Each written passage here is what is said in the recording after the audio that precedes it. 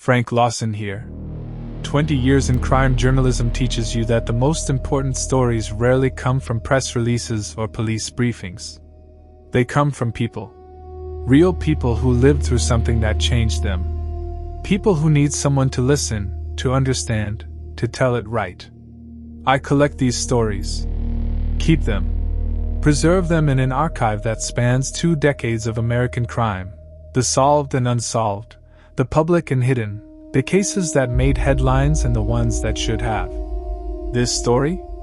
It came to me over coffee in a Portland cafe. No official files. No police reports. Just a man and his truth.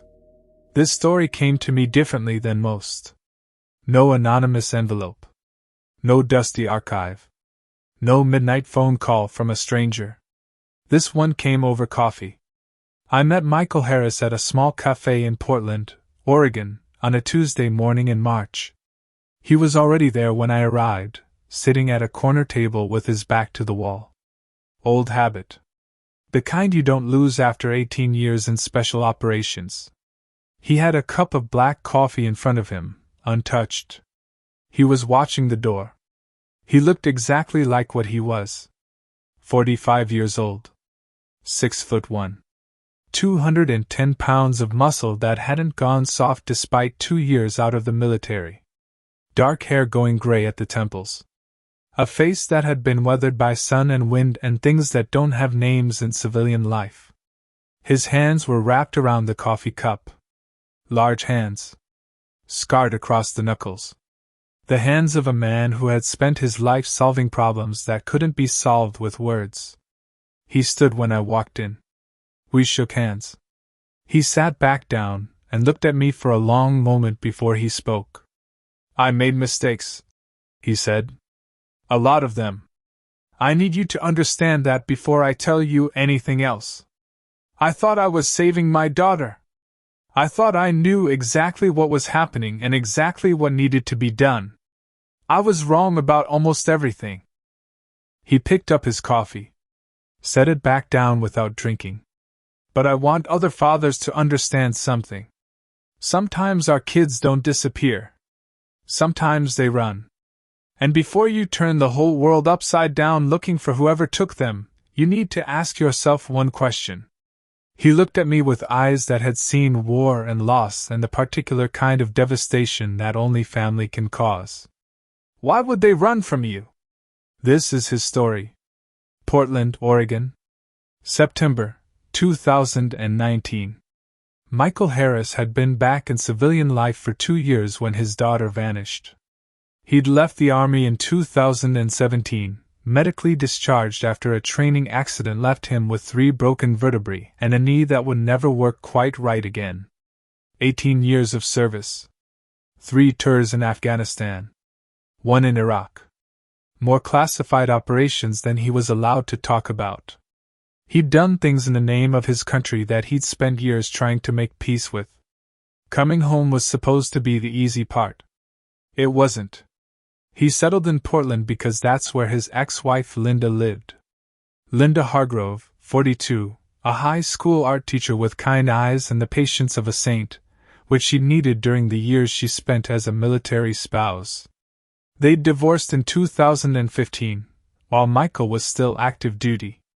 Not a dramatic divorce. No screaming. No lawyers fighting over assets. Just 2 people who'd grown too far apart to find their way back to each other. The divorce had been mutual and mostly civil. What they'd agreed on without much debate was that their daughter Catherine, known to everyone as Katie, would stay with Linda in Portland. Michael was gone too much. Too unpredictable. Too consumed by a career that left no room for school pickups and parent-teacher conferences and the ordinary rhythms of family life. He'd accepted that. Told himself it was the right decision. That Katie was better off with a stable home base. That he could still be a good father even from a distance. He told himself a lot of things over the years that turned out not to be true. Katie was 19 when she disappeared. She had her mother's coloring, blonde hair and blue eyes, and her mother's quiet, thoughtful nature. She'd graduated high school the previous spring, decided not to go to college right away, was working part-time at a coffee shop and taking a photography class at the community center. She had a cat named Biscuit and a small apartment she shared with her husband. Her husband, Ryan Scott, 23. They'd met when Katie was 17, at a house party thrown by mutual friends. They'd dated for a year, gotten engaged when she was 18, married 3 months after her 18th birthday in a small ceremony at a park outside Portland. Michael had not approved of the marriage. Not because of anything specific he could point to. Ryan was polite. Presentable. He had a decent job managing a cell phone store. He said the right things, smiled at the right moments, shook Michael's hand firmly, and called him sir. But something about Ryan Scott made the hair on the back of Michael's neck stand up. The instinct that had kept him alive through 4 combat deployments. The quiet alarm that went off when something wasn't right, even when you couldn't articulate why. He'd voiced his concerns to Linda. She'd listened carefully, then gently suggested that perhaps Michael's instincts about danger weren't the most reliable guide to evaluating a 20-year-old kid from Portland. That perhaps 18 years of combat had calibrated his threat detector a little too sensitively for civilian life. Maybe she was right. He didn't push it. He attended the wedding. Smiled in the photos. Hugged his daughter and told her he loved her and that he was happy for her. And he watched Ryan Scott watching Katie across the room with an expression that Michael couldn't quite name. Not quite pride. Not quite love. Something more like ownership. He flew back to his apartment in Portland 2 days after the wedding and tried to stop thinking about it. He mostly succeeded. For about a year. The call came on a Tuesday morning. September 10th, 2019. 6:43 a.m. Michael was making coffee, still in the gray pre-dawn of his daily routine. His phone lit up with Ryan's name. He answered on the second ring. Mr. Harris.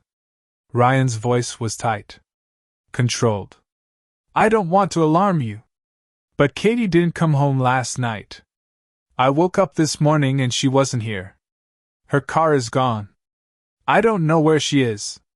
Michael set down his coffee mug very carefully. When did you last see her? Yesterday afternoon. Around 4 o'clock. She said she was going to the grocery store. She never came back. Did she call? Text? Nothing. I've been calling her phone all night. It goes straight to voicemail. Have you called the police? I called them this morning. They said I need to wait 48 hours before filing a missing persons report. That most adults who go missing come back on their own. I just thought you should know. Michael was already moving toward his bedroom. Already running the calculations.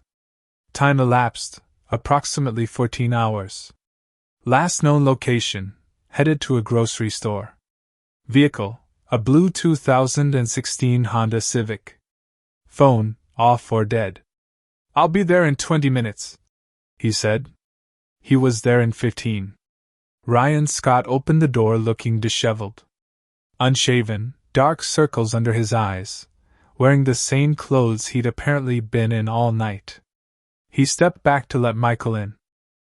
The apartment was a 2-bedroom unit in a mid-range complex in northeast Portland. Clean. Orderly. IKEA furniture and framed prints on the walls, the generic comfort of a young couple just starting out. Nothing immediately alarming. Michael moved through it with the systematic attention of a man trained to assess spaces for threats and information. He noticed things. The dishes in the sink. 2 plates. 2 glasses. From what looked like a meal, not a snack. So they'd eaten dinner together before Katie supposedly left for the grocery store. Why would you eat dinner and then go grocery shopping? The cat, a orange tabby he assumed was Biscuit, sitting on the kitchen counter watching him with wary eyes. The cat's food bowl was full. Katie had fed the cat before she left. You don't fill the cat's bowl before a quick grocery run unless you expect to be gone a while. A coffee mug on the living room end table, rinsed and turned upside down to dry. On the other end table, a TV remote, a phone charger, a coaster. Everything in its place. Two in its place, maybe. And on the bathroom counter, a small detail that lodged itself in the back of Michael's mind and wouldn't let go. Katie's toothbrush. Still in its holder. Her makeup bag, zipped and sitting next to the sink. You don't go to the grocery store and not come back. And if you were planning to leave, if you were running, you'd take your toothbrush. Wouldn't you? Unless you left in such a hurry that you didn't have time. Or unless you were taken. Michael sat across from Ryan at the kitchen table and asked him questions the way he'd been trained to ask questions. Calm. Methodical. Watching the eyes, the hands, the micro-expressions that the face makes when it's working harder than usual to construct a reality. How have things been between you two lately? Fine. Good. Normal, I guess. Any arguments? Any stress? Nothing unusual. We had a disagreement last week about money. Nothing serious. What about? A slight hesitation. She wanted to take a photography class. The equipment was expensive. I thought we should wait. Did she take the class anyway? Another hesitation. Shorter, but there. She signed up for it. Yeah. And how did you feel about that? Ryan looked at him steadily. I told you. We worked it out. Michael nodded slowly. Stored the information. Moved on. Did Katie have any friends she might have gone to? Anyone she was close to? She has a few friends from the coffee shop. And her college roommate from before we got married. I don't have their numbers. You don't have contact information for your wife's friends? Ryan spread his hands. We mostly spent time with my friends. Katie's pretty introverted. She wasn't big on going out. Michael kept his face neutral. Filed that information next to the others. He left Ryan's apartment an hour later with a short list of names and a growing feeling that something was very wrong. Not necessarily what he'd initially assumed. But something. He spent the rest of the morning on the phone. Called Linda, who hadn't heard from Katie and was immediately frightened. Called the coffee shop where Katie worked, spoke to her manager, a woman named Debbie Ortega, who said Katie was sweet and reliable and had called in sick the previous Monday, which was unusual for her. Called the community center where Katie took her photography class. The instructor, a man named Greg Wheeler, said Katie had been one of his most dedicated students. Had missed the last 2 sessions. Had seemed distracted and quiet the last time he'd seen her. That afternoon, Michael drove to the Safeway closest to Katie's apartment. Spoke to the shift manager. Showed Katie's photo. Nobody recognized her. Checked the parking lot for any sign of her car. Nothing. He called the Portland Police Department. Spoke to an officer who confirmed that Ryan had filed the missing persons report that morning, and that standard procedure was to give a time, that adults had the right to leave if they chose, that there was no evidence of foul play. Michael thanked the officer politely and hung up. Then he started making different calls. 18 years in special operations meant Michael Harris knew people. Not the kind of people you meet at dinner parties or neighborhood barbecues.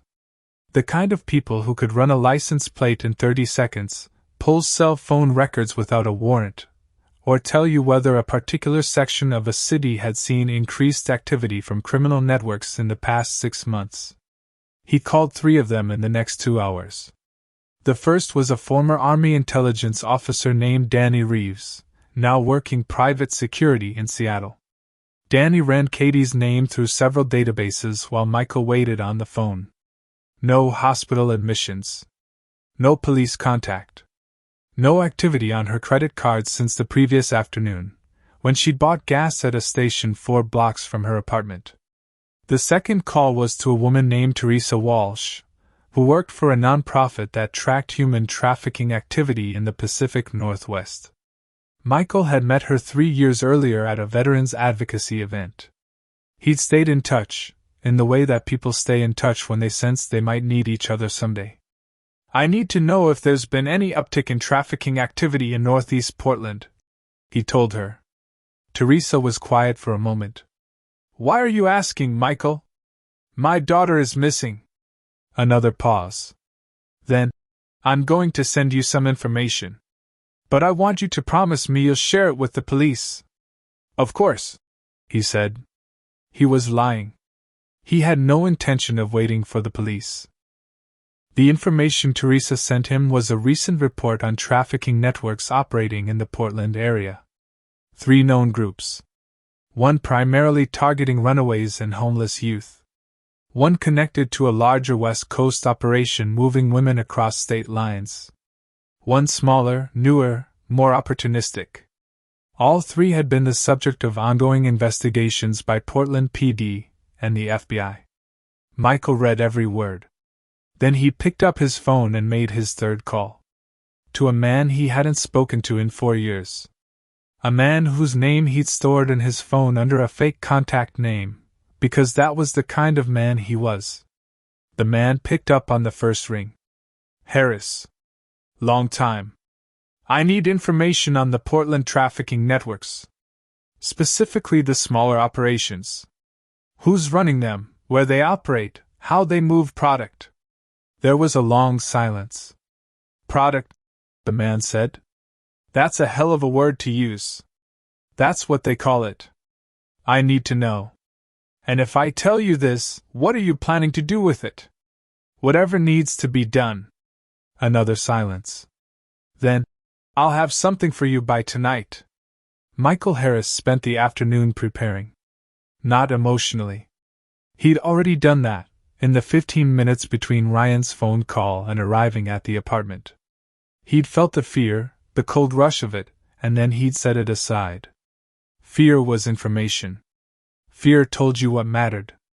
Once it had told you that, you put it in a box and closed the lid, because fear in the field got people killed. He prepared practically. He drove to his apartment, and opened the safe bolted to the floor of his bedroom closet. Inside were things he'd kept from his military life. Not weapons, those he'd surrendered when he was discharged. But other things. A GPS tracker, small enough to hide in a coat lining. A directional microphone that could pick up conversation from 50 feet away. A burner phone, prepaid, fully charged. A first aid kit more comprehensive than anything you'd find in a drugstore. Cash. $5,000 in mixed bills. He packed these things into a black backpack along with a change of clothes and drove back to Northeast Portland. He parked across the street from Katie and Ryan's apartment building and waited. Ryan left at 6:30 p.m. Got into his car, a gray Toyota Camry, and drove west. Michael followed at a careful distance. Ryan drove to a bar called Sullivan's Tavern in the Pearl District, met 2 men Michael didn't recognize, stayed for 2 hours. Drank. Talked. Laughed at something. Drove home.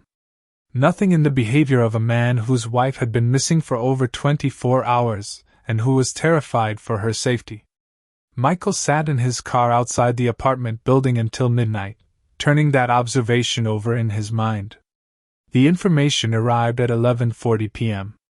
A text message from the burner number he'd given the man he'd called. An address in the industrial district near the river. A name, Dmitry Volkov. And a warning, armed, paranoid, connected. Michael stared at the message for a long time. Then he drove to the address.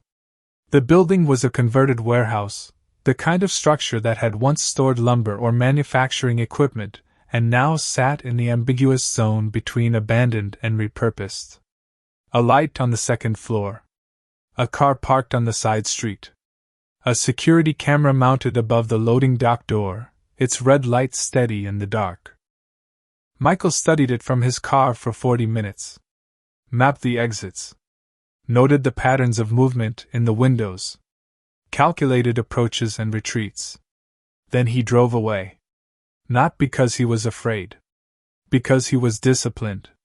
Because 18 years in special operations had taught him that running into a situation without adequate intelligence and preparation was how people died.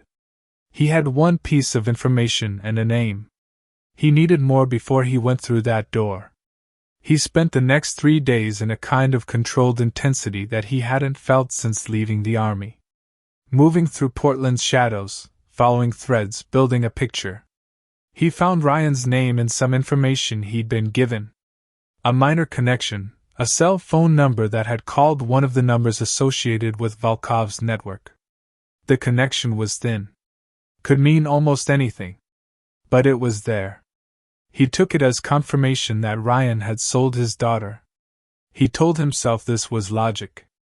Evidence-based analysis. The kind of thinking he'd been trained to do. He wasn't thinking clearly. He knew that now. Telling me about it over coffee in Portland, 2 years later, he acknowledged it plainly. He was a father whose daughter was missing, and he was looking for a story that made sense, and the story of a predatory husband and a trafficking network made more sense to him than any alternative. Because the alternative, the real explanation, was one he wasn't ready to face. On the third day, Michael made his move. He'd identified 2 low-level associates of Volkov's operation. Men who drove and ran errands and did the visible work of a criminal enterprise while the higher levels stayed invisible. The first was a 22-year-old named Chris Padilla who worked days at a car wash, and nights doing things that didn't go on any tax form. The second was a heavy-set man in his 40s named Roy Eckhart who lived in a studio apartment in Beaverton and drove a van with tinted windows. Michael approached Padilla first.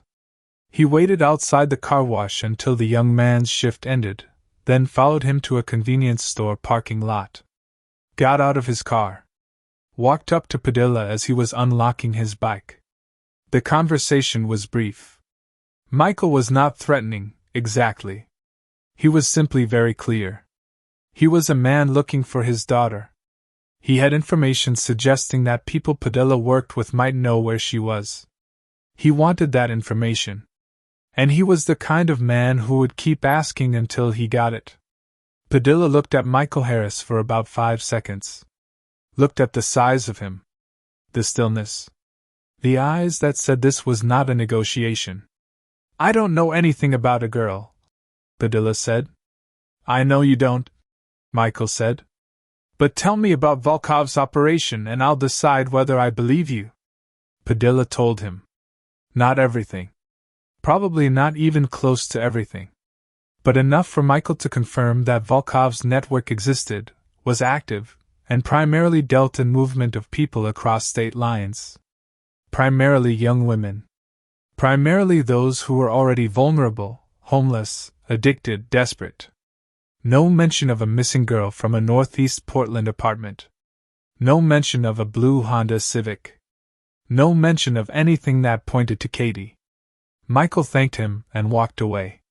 He sat in his car for a long time after that. Thinking. That evening he drove to Linda's house. She let him in without a word and made tea, and they sat at her kitchen table.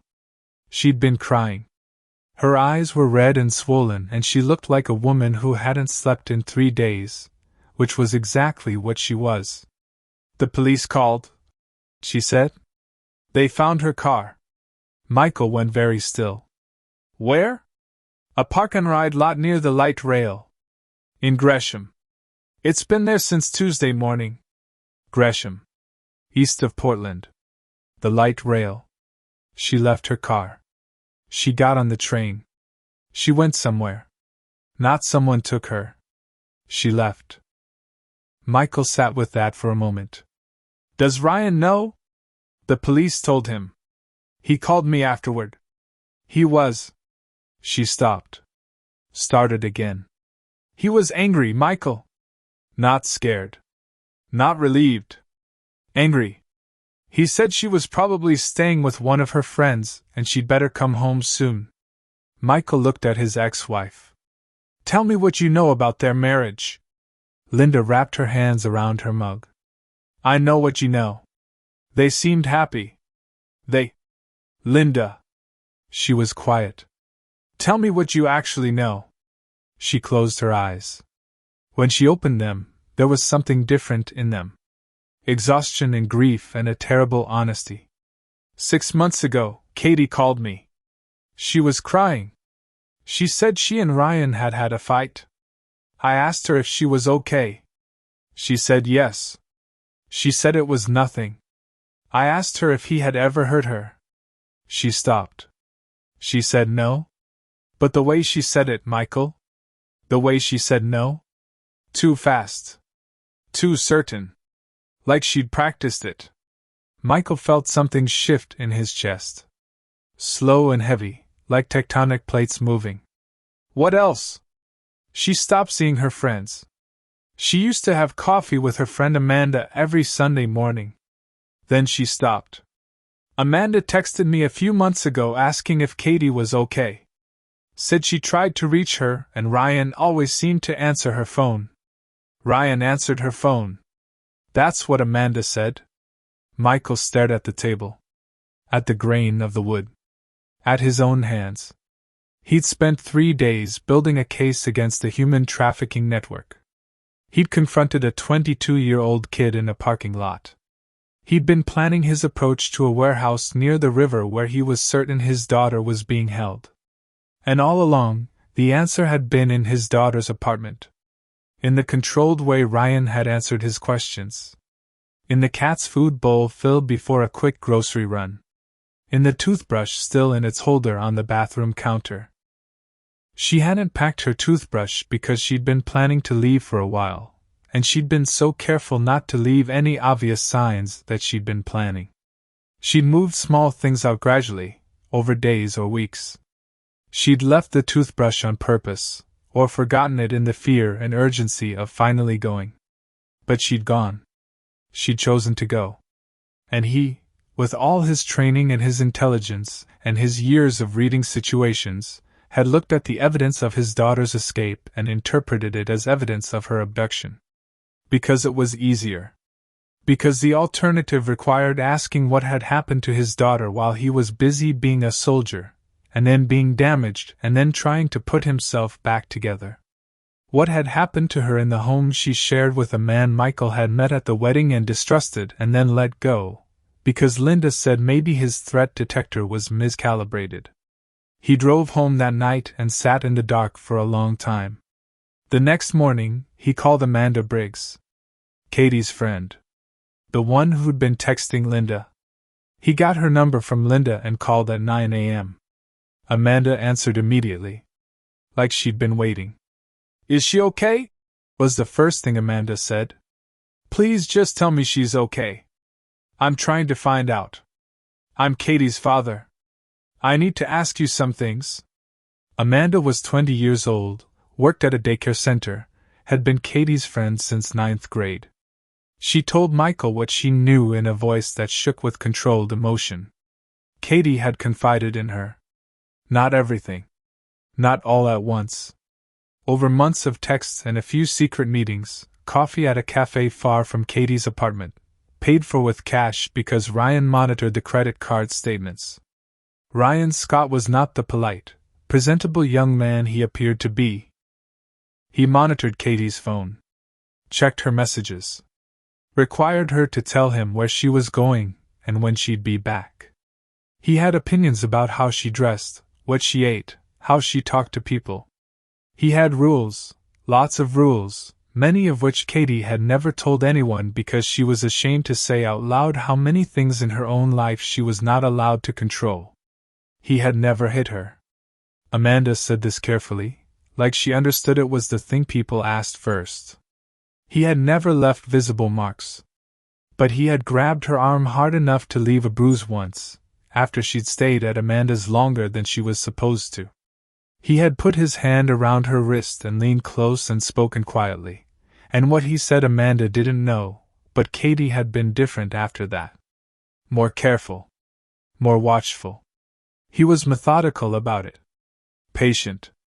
He had isolated her from her friends gradually, over months, so gradually that by the time Katie realized what was happening she was already surrounded by his world, his friends, his schedule, his rules, with no easy way back to her own life.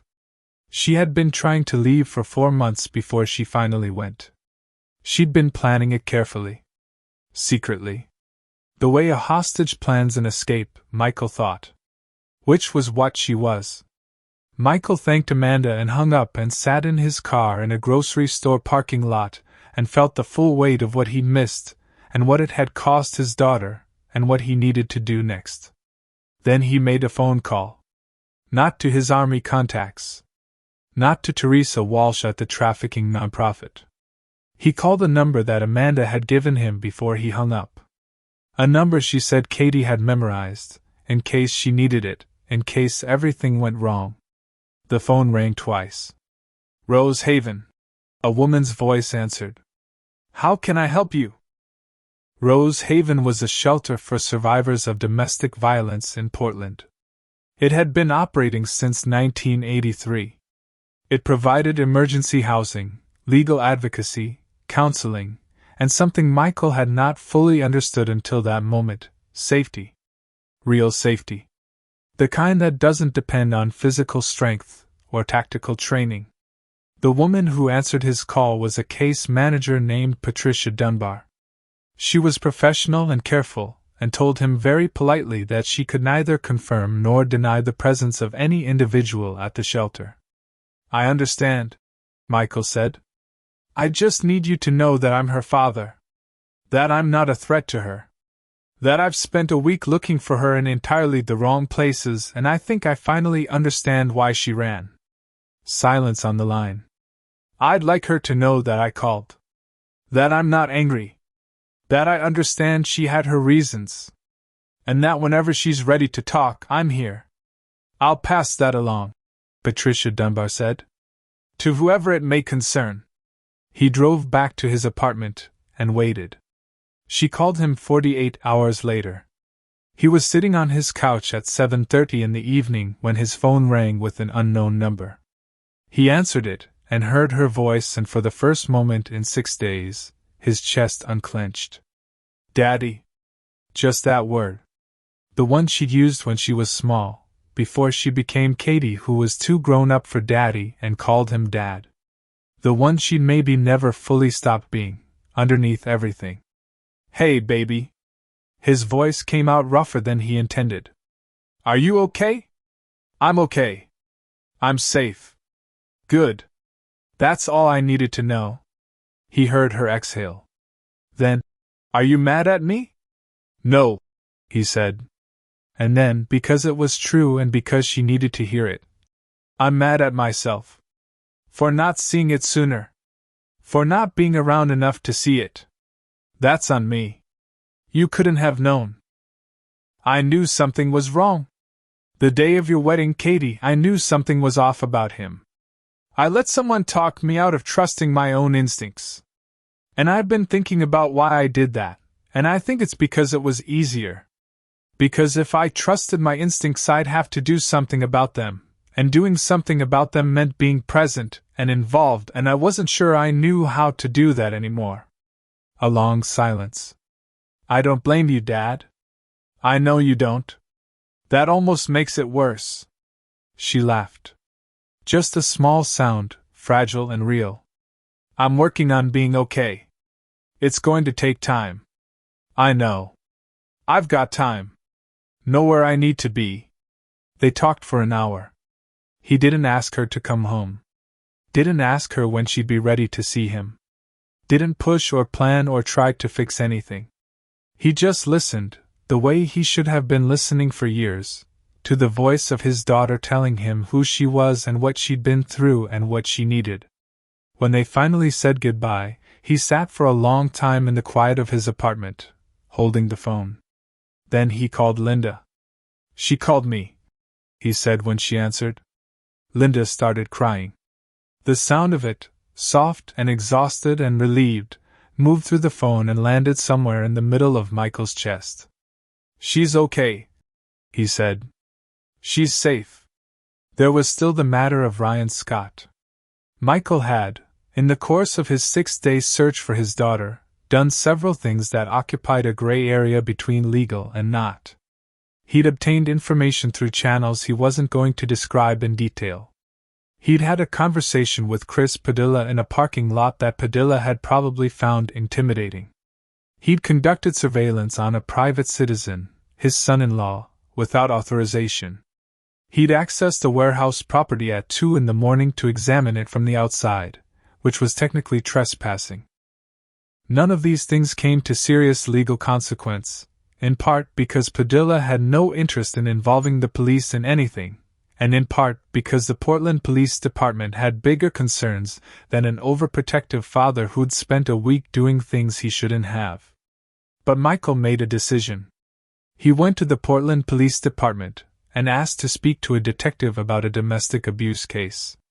He brought with him everything he'd gathered: Amanda's account, the records of Ryan's phone access, the details Katie had shared with him during their phone call, and the subsequent conversations they'd had as she slowly began to trust him again.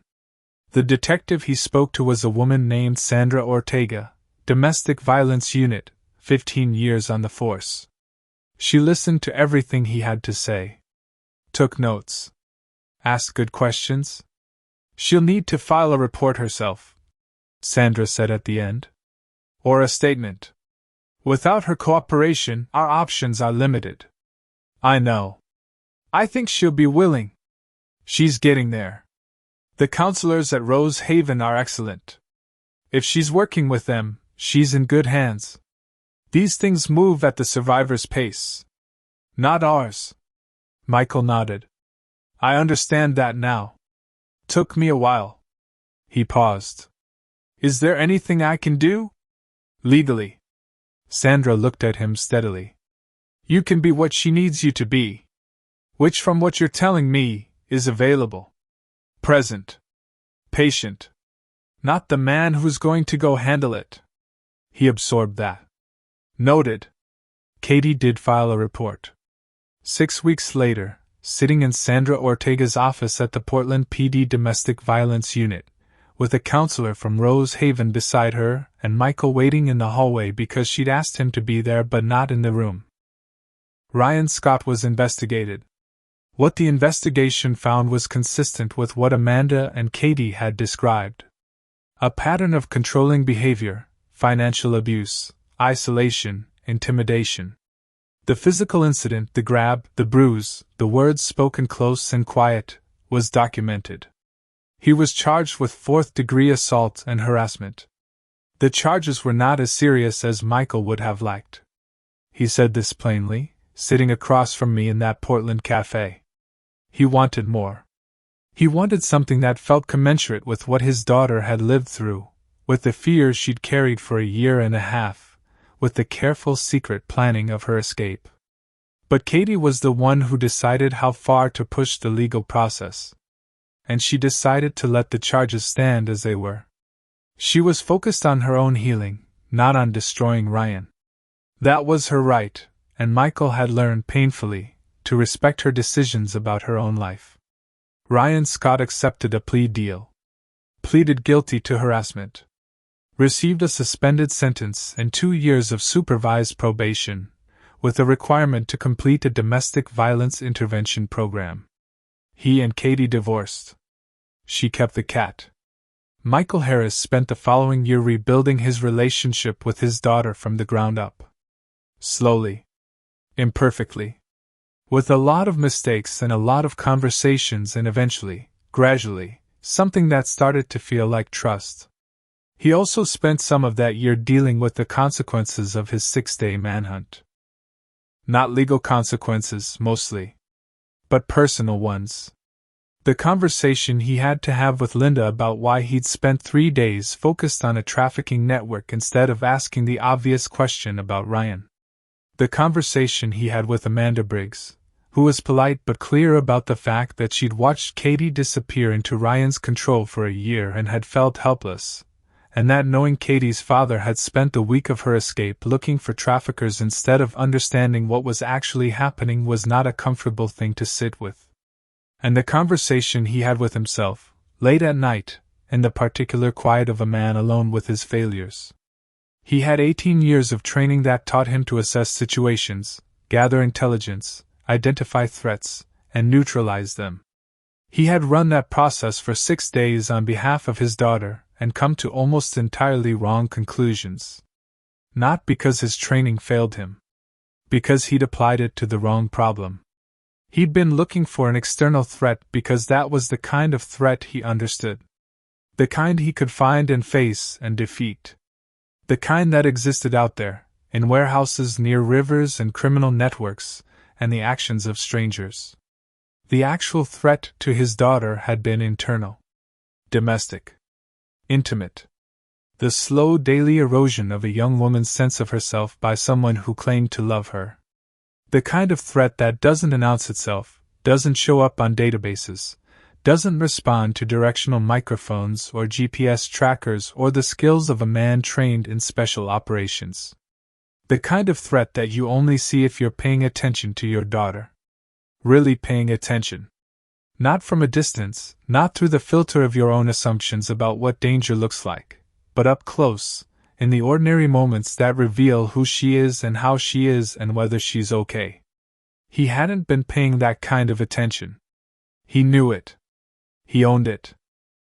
When I sat across from him in that Portland cafe and asked him what he wanted people to take from his story, he was quiet for a long time. Turned his coffee cup in his hands. Looked at something I couldn't see. "There's a version of this story," he said, "where I go through that warehouse door and I find someone in there and I hurt them badly. Because I was certain they had my daughter. I was certain. 18 years of training and I was building a case against the wrong person while my daughter was getting on a train to safety." He set the cup down. "The thing that stopped me wasn't doubt. It was procedure. It was the training that said don't go in without complete intelligence. I got lucky. If I'd been less disciplined, I would have destroyed an innocent person's life, or gotten myself killed, and my daughter would have been alone and afraid and I wouldn't have been there when she finally called." I asked him, "What would you tell a father who was in the same position you were in? Whose daughter or son was missing and the police weren't moving fast enough?" He thought about it. "I'd tell him to slow down. I know that goes against every instinct. I know it feels like the worst possible advice when someone you love is out there somewhere. But slow down and ask the question I didn't ask. Not who took them. Ask why they might have left. Ask what their life was like. Ask the people around them, the real people, the friends and coworkers who aren't trying to manage your impression of them." He looked at me. "Ask yourself what you might have missed. Because it won't feel good. But it might be what saves them." Katie Harris is 23 years old now. She's living in a small apartment in southeast Portland with Biscuit the cat, and a roommate named Dana who makes her laugh. She's enrolled in a photography degree program at Portland State. She's in therapy. She's building a life that belongs to her. She and Michael have dinner together most Sundays. Not every Sunday. Some Sundays she needs space, and he gives it to her without complaint. He's learning that being present doesn't mean being permanent. It means showing up when you're invited and leaving when you should. He told me it's the hardest thing he's ever been trained to do. Harder than anything the army put him through. Learning to be a father instead of an operator. Learning that love sometimes means waiting in the hallway. I asked him if he was proud of his daughter. For the first time during our entire conversation, he smiled. It changed his face completely. Made him look younger and softer and very much like someone's father. "Every day," he said. "Every single day." That's the story Michael Harris asked me to tell. Not to make himself look good. He was clear about that. He made mistakes, serious ones, and he knows it. He wanted the story told because he thinks there are other fathers out there, and mothers, and anyone who loves someone who might be in an unsafe situation, who might be building the wrong case, looking for the wrong threat, missing what's right in front of them. Domestic violence doesn't always look like violence. It often looks like a quiet, orderly apartment and a polite young man who calls you sir. It looks like a cat bowl that's been filled before a grocery run that was never really a grocery run. It looks like a toothbrush left behind by someone who was finally free enough to run. And sometimes the bravest thing a person can do is not fight. It's just leave. Katie Harris left. She planned it carefully, carried the weight of it alone for months, and when the moment came, she took it. She got in her car and drove to a park and ride and got on a train, and she didn't look back. That's courage. The kind that doesn't require training or weapons or anyone's permission. Just the decision to save yourself. If this story made you think about the people in your life, and whether you're really seeing them, subscribe to Lost in Files and give this video a like. And tell me in the comments, have you ever been wrong about the thing you were most certain of? And what did it cost you to find out? I'm Frank Lawson. Until the next case. My name is Frank Lawson, and tonight I'm taking you to a place where the ocean meets secrets older than the living can remember. A place where one man's death opened a door to something far darker than anyone imagined. This is the story of Gray Harbor, Maine. Population 300. A town where everyone knows everyone. Or so they thought. It started with a body at the base of a lighthouse. It ended with the unraveling of a community built on lies. This is the lighthouse keeper's secret. On the morning of October 15, 2019, a local fisherman named Dennis Murphy was heading out for the early catch. The sun wasn't up yet. The fog was thick, the way it always is on the Maine coast in autumn. As Dennis walked past Harlow Point Lighthouse, he saw something that made him stop. A dark shape at the base of the tower. At first, he thought it was debris. A tarp maybe? Or netting washed up from the harbor. But as he got closer, he realized what he was looking at. A body. Face down. Arms spread. Still. The body belonged to Thomas Brennan. 62 years old. The lighthouse keeper. He'd held that position for 23 years. Lived alone in the keeper's cottage next to the tower. A quiet man. Private. But respected. The initial investigation was straightforward. Thomas had fallen from the lighthouse gallery, 110 feet up. The fall killed him instantly. His neck was broken. The autopsy confirmed it. The police ruled it accidental death. Thomas was getting older. Maybe he'd gotten dizzy. Lost his balance. These things happen.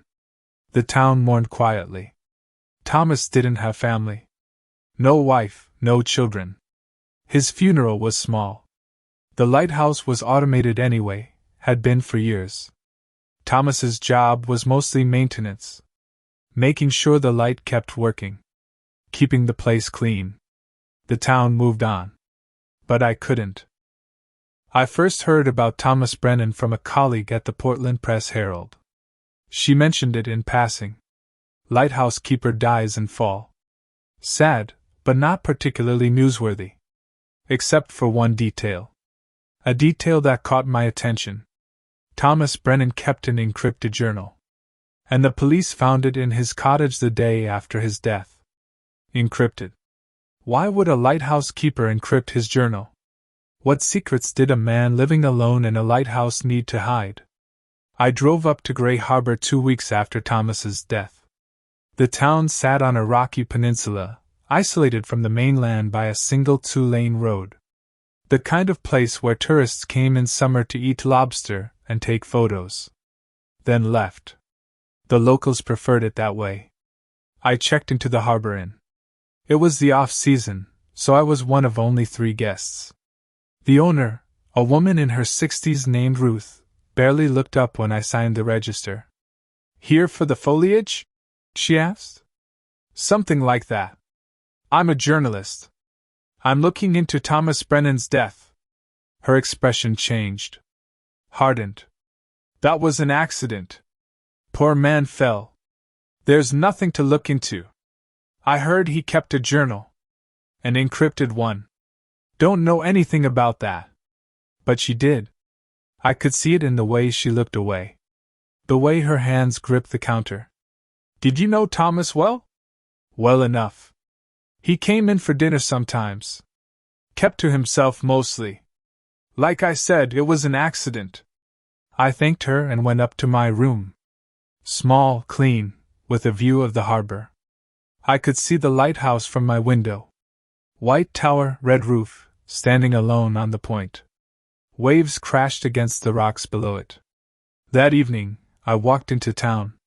Gray Harbor's downtown was 3 blocks. A general store, a diner, a hardware store, a bar called the Anchor. That was about it. I went into the diner. A handful of locals sat at the counter. They looked up when I entered. Sized me up. Stranger. Not welcome. I ordered coffee and sat in a booth. The waitress was young, maybe early 20s, with tired eyes. Her name tag said Jenny. "You're the journalist," she said. Not a question. Word travels fast. "It's a small town. Why are you really here?" "I want to understand what happened to Thomas Brennan." She glanced toward the counter. The locals were listening, trying not to look like they were listening. "It was an accident," she said. "Rehearsed. Like everyone else. That's what I keep hearing. But nobody seems to want to talk about it." Jenny leaned in closer. Lowered her voice. "Because there's nothing to talk about. Thomas fell. He died. It's sad, but it's done. You should leave it alone." "Why? What am I missing? I have to get back to work." She walked away before I could press further. I finished my coffee and left. As I walked back toward the inn, I noticed something. People were watching me. From windows. From doorways. Not hostile exactly. But wary. Afraid maybe. What were they afraid of? The next morning, I drove out to Harlow Point. The lighthouse wasn't open to the public, but the grounds were accessible. I parked and walked up the rocky path. The keeper's cottage was small. 1 story, weathered shingles, a single chimney. Crime scene tape still crossed the door. The police hadn't cleared it yet. I walked around to the lighthouse itself. The door was locked. Heavy wood, reinforced. But there was a window at ground level, partially boarded up. I could see inside. Tools. Maintenance equipment. A spiral staircase leading up. "You're trespassing." I turned. A man stood behind me. 50s, wearing a sheriff's uniform. Badge read Sheriff Paul Whitman. He was tall, broad-shouldered, with the kind of face that had seen too much sun and too much life. "I'm Frank Lawson. I'm a journalist investigating. I know who you are. Ruth called me. Said you were asking questions about Thomas Brennan." "I am. His death seems suspicious." "It was an accident. Medical examiner confirmed it. Case closed." "What about the encrypted journal?" Sheriff Whitman's jaw tightened. "That's police evidence. Not public information. Have you decrypted it?" "We're working on it. But that's none of your concern. I'm going to ask you nicely to leave Gray Harbor. We don't need journalists stirring up trouble. I'm not here to cause trouble. I'm here to find the truth. The truth is Thomas Brennan fell from a lighthouse and died. That's all there is to it. Now get off this property before I arrest you for trespassing." I left. But I wasn't leaving Gray Harbor. Not yet. Back at the inn, I did research. I looked into Thomas Brennan's background. He'd moved to Gray Harbor in 1996. Before that, he'd lived in Boston. Worked as an accountant. Married briefly, divorced. No children. Then, suddenly, he'd left the city. Moved to a tiny coastal town. Took a job as a lighthouse keeper. Why? What had happened in Boston? I made some calls. Contacted old colleagues. Got access to Boston records. And I found something interesting. In 1995, there was a federal investigation into a money laundering operation in Boston. Several businesses were implicated. The investigation focused on a network moving cash through legitimate fronts. The case went nowhere. Insufficient evidence. No charges filed. But Thomas Brennan's name appeared in the preliminary reports. As a potential witness. He'd done accounting work for one of the businesses under investigation. Then he'd left town before he could be formally questioned. Had Thomas been running from something? Or had he known something dangerous? I dug deeper into Gray Harbor itself, looking for connections, patterns, and I found them. The town had been dying in the early 90s. The fishing industry was collapsing. Young people were leaving. Businesses were closing. Then, around 1996, things started to turn around. Money started flowing in. The marina was renovated. The general store expanded. New businesses opened. Where had the money come from? I spent the next few days talking to people. Most wouldn't talk to me. But a few did. Quietly. Away from others. I met with Dennis Murphy, the fisherman who'd found Thomas's body. We sat in his boat at dawn. Thomas was a good man, Dennis said. Kept to himself, but good. I don't believe he just fell. Why not? Because Thomas was careful. Obsessive about safety. He checked every railing, every step. He wouldn't have just slipped. Do you think someone pushed him? Dennis looked out at the water. I think Thomas knew things. Things that made people nervous. What kind of things? The kind you don't talk about in Gray Harbor. Not if you want to keep living here peacefully. What happens if you talk? Nothing violent. Nothing obvious. But your boat might have engine trouble. Your credit at the store might dry up. You might find yourself unwelcome. This town takes care of its own. But only if you play by the rules. What are the rules? Don't ask questions. Don't make waves. And don't threaten the money.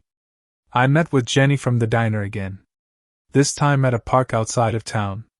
She'd agreed to talk, but only if we weren't seen together. My grandfather is one of the town founders, she said. He's lived here his whole life. And he's terrified. Ever since Thomas died, he's been nervous. Jumpy. Why? Because he thinks it's starting again. What's starting again? Jenny hesitated. In the 90s, there were rumors about cargo coming through the harbor at night. Boats with no lights. Deliveries to the marina that weren't recorded. People said it was smuggling. Drugs maybe. Or something worse. But nobody talked about it openly. And then it stopped.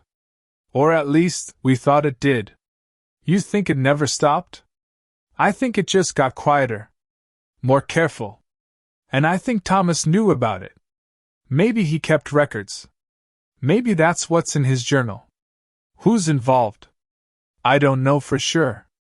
But it's not just one or two people. It's a lot of the town. The people with money. The people with power. Sheriff Whitman. The mayor. Business owners. They're all connected. And they all benefit. From what? I don't know. I've never wanted to know. But my grandfather, he told me once, when he'd been drinking, he said the town made a deal with the devil back in the 90s. Traded its soul for survival. And now the devil's come to collect. I needed to get into that journal. I needed to see what Thomas had recorded. But the police had it. And they weren't sharing. So I did something risky. I called in a favor from a hacker I'd worked with years ago. Gave him what information I had. Asked if he could access the police database remotely. He called me back 3 days later. I got into their system. Found the journal file. It's encrypted, but I cracked it. You're not going to believe what's in there. Tell me. Dates. Times. Boat registrations. Delivery schedules. Thomas was documenting everything. Shipments coming into Gray Harbor. Late at night. Through the marina. He tracked them for years. Opioids, Frank. prescription opiates. Thousands of pills. Being smuggled in from Canada, distributed through Gray Harbor, then moved south. Portland. Boston. New York. My blood ran cold. Who's involved? According to Thomas's notes, it's a network. Coordinated by several people in town. Sheriff Whitman is mentioned. So is Mayor Douglas. A marina owner named Carl Peterson. A doctor named Harold Foster. And about a dozen others. They'd been running this operation for over 20 years. Why didn't Thomas report it? He tried. Look at the entries from 2017. He says he contacted the DA. Anonymously. Gave them information. But nothing happened. The investigation never materialized. Thomas suspected someone on the inside tipped off the operation. After that, he just kept documenting. Building evidence. Waiting for the right moment, I guess. And then he died. Yeah. His last entry was October 14th. The night before he died. It says shipment tonight. Midnight. The biggest yet. I'm going to get photos. Proof they can't ignore. Tomorrow, I send everything to the FBI. Thomas hadn't fallen. He'd been murdered. Killed before he could expose the operation. I copied everything the hacker sent me. Backed it up multiple times. Then I made a decision. I called the FBI. Not the local field office. The main office in Washington. I explained everything. Sent them the journal files. The evidence. They said they'd look into it immediately. Then I made another call. To my editor. Told her I had a major story. A smuggling operation in a small Maine town. Involving local law enforcement. She greenlit it immediately. Told me to write it up. But I needed one more thing. Confirmation. Physical evidence. I needed to see the operation myself. According to Thomas's journal, shipments came in twice a month. The next one was scheduled for 3 days from now. November 7th. Midnight. I decided to be there. The night of November 7th was cold. Fog rolled in off the ocean thick as wool. I dressed in dark clothes, grabbed my camera, and drove out to the harbor. I parked a quarter mile away and walked. Stayed off the road. Moved through the tree line. The marina was dark except for a single light at the harbor master's office. I found a spot behind a stack of lobster traps and waited. At 11:45 I heard engines. Boats. Coming in from the ocean. Running without lights. 2 boats pulled up to the dock. Sleek. Fast. The kind you use for smuggling. 4 men disembarked. They worked quickly. Unloading crates from the boats. Stacking them on the dock. A truck pulled up. Headlights off. Sheriff Whitman got out. So did Mayor Douglas. And a man I recognized as Dr. Harold Foster. They supervised the unloading. Checked the crates. Made notes on a clipboard. I took photos. As many as I could. The boats. The crates. The faces. Then I heard a voice behind me. I was wondering when you'd show up. I turned. Carl Peterson, the marina owner. He was holding a shotgun. Not pointed at me. Not yet. You've been asking a lot of questions, he said. Making people nervous. We figured you'd try something like this. Sheriff Whitman walked over. Frank Lawson. You just don't learn, do you? I know what you're doing, I said. And so does the FBI. They have Thomas Brennan's journal. All of it. His documentation going back years. It's over. Whitman's face went pale. You're bluffing. Am I? Check your database. See if the journal file is still there. My contact accessed it days ago. Downloaded everything. It's already in federal hands. Agents are probably on their way here right now. Whitman pulled out his phone. Made a call. His expression grew darker. The file's been accessed. Copied. External source. Mayor Douglas swore. We need to shut this down. Now. Get rid of the shipment. Get rid of him. You're not getting rid of anyone, I said. I'm not Thomas. I didn't come here alone and unprepared. Everything I've learned is backed up. Sent to multiple sources. If something happens to me, it goes public immediately. Your only option is to cooperate. Make a deal with the feds. Otherwise, you're all going to prison for the rest of your lives. It was a bluff. Partially. I'd sent the files to my editor and the FBI, yes. But I didn't have the dead man's switch I was claiming. If they killed me right now, there'd be no automatic release. But they didn't know that. Whitman lowered his weapon. What do you want? The truth. On record. Who started this? How long has it been running? And what happened to Thomas Brennan? They looked at each other. Calculating. Trapped. Finally, Mayor Douglas spoke. It started in 1995. The town was dying. We were desperate. Carl had connections in Canada. Knew people who could get pharmaceutical opioids. Pills. We started small. Just a way to make some money. Keep the town afloat. And it grew, I said. It grew. The demand was insane. We realized we were sitting on a gold mine. So we expanded.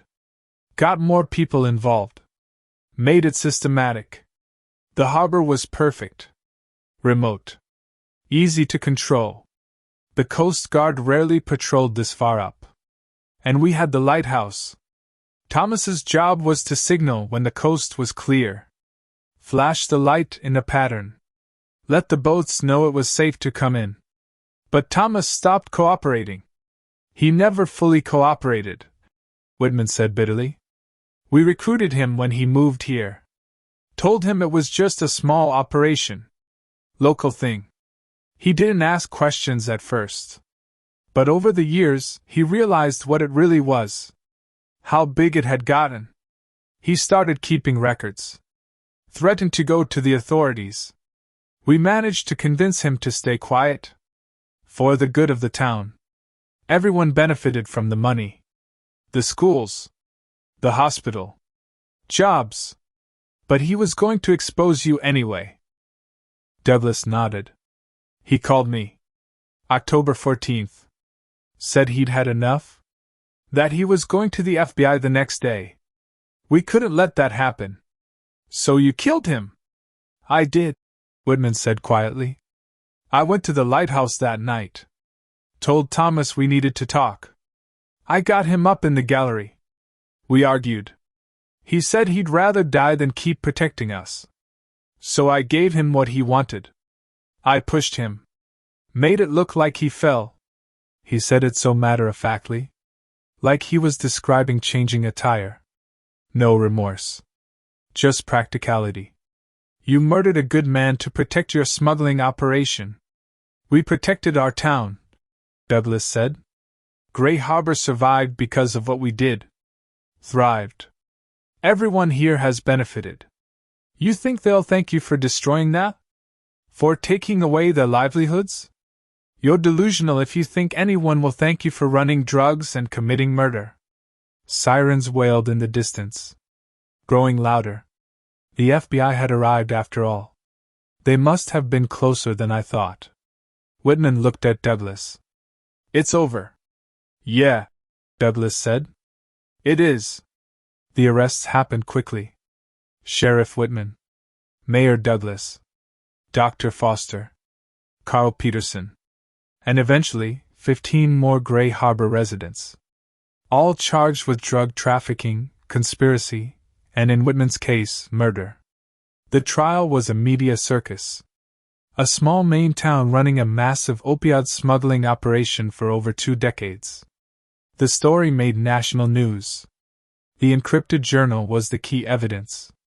Thomas Brennan's meticulous documentation.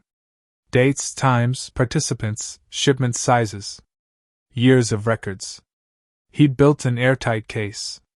The FBI confirmed that Thomas had contacted them, just as his journal said. But his tip had gotten lost in bureaucracy. Dismissed as not credible. If they'd followed up, Thomas might still be alive. Instead, he died alone. Pushed from the lighthouse he maintained for 23 years. By people he'd known. People he'd protected with his silence for far too low. The town of Gray Harbor collapsed. Property values plummeted. Businesses closed. People moved away.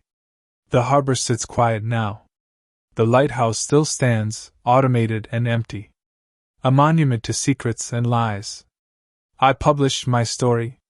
Won awards for it. But I think about Thomas Brennan often.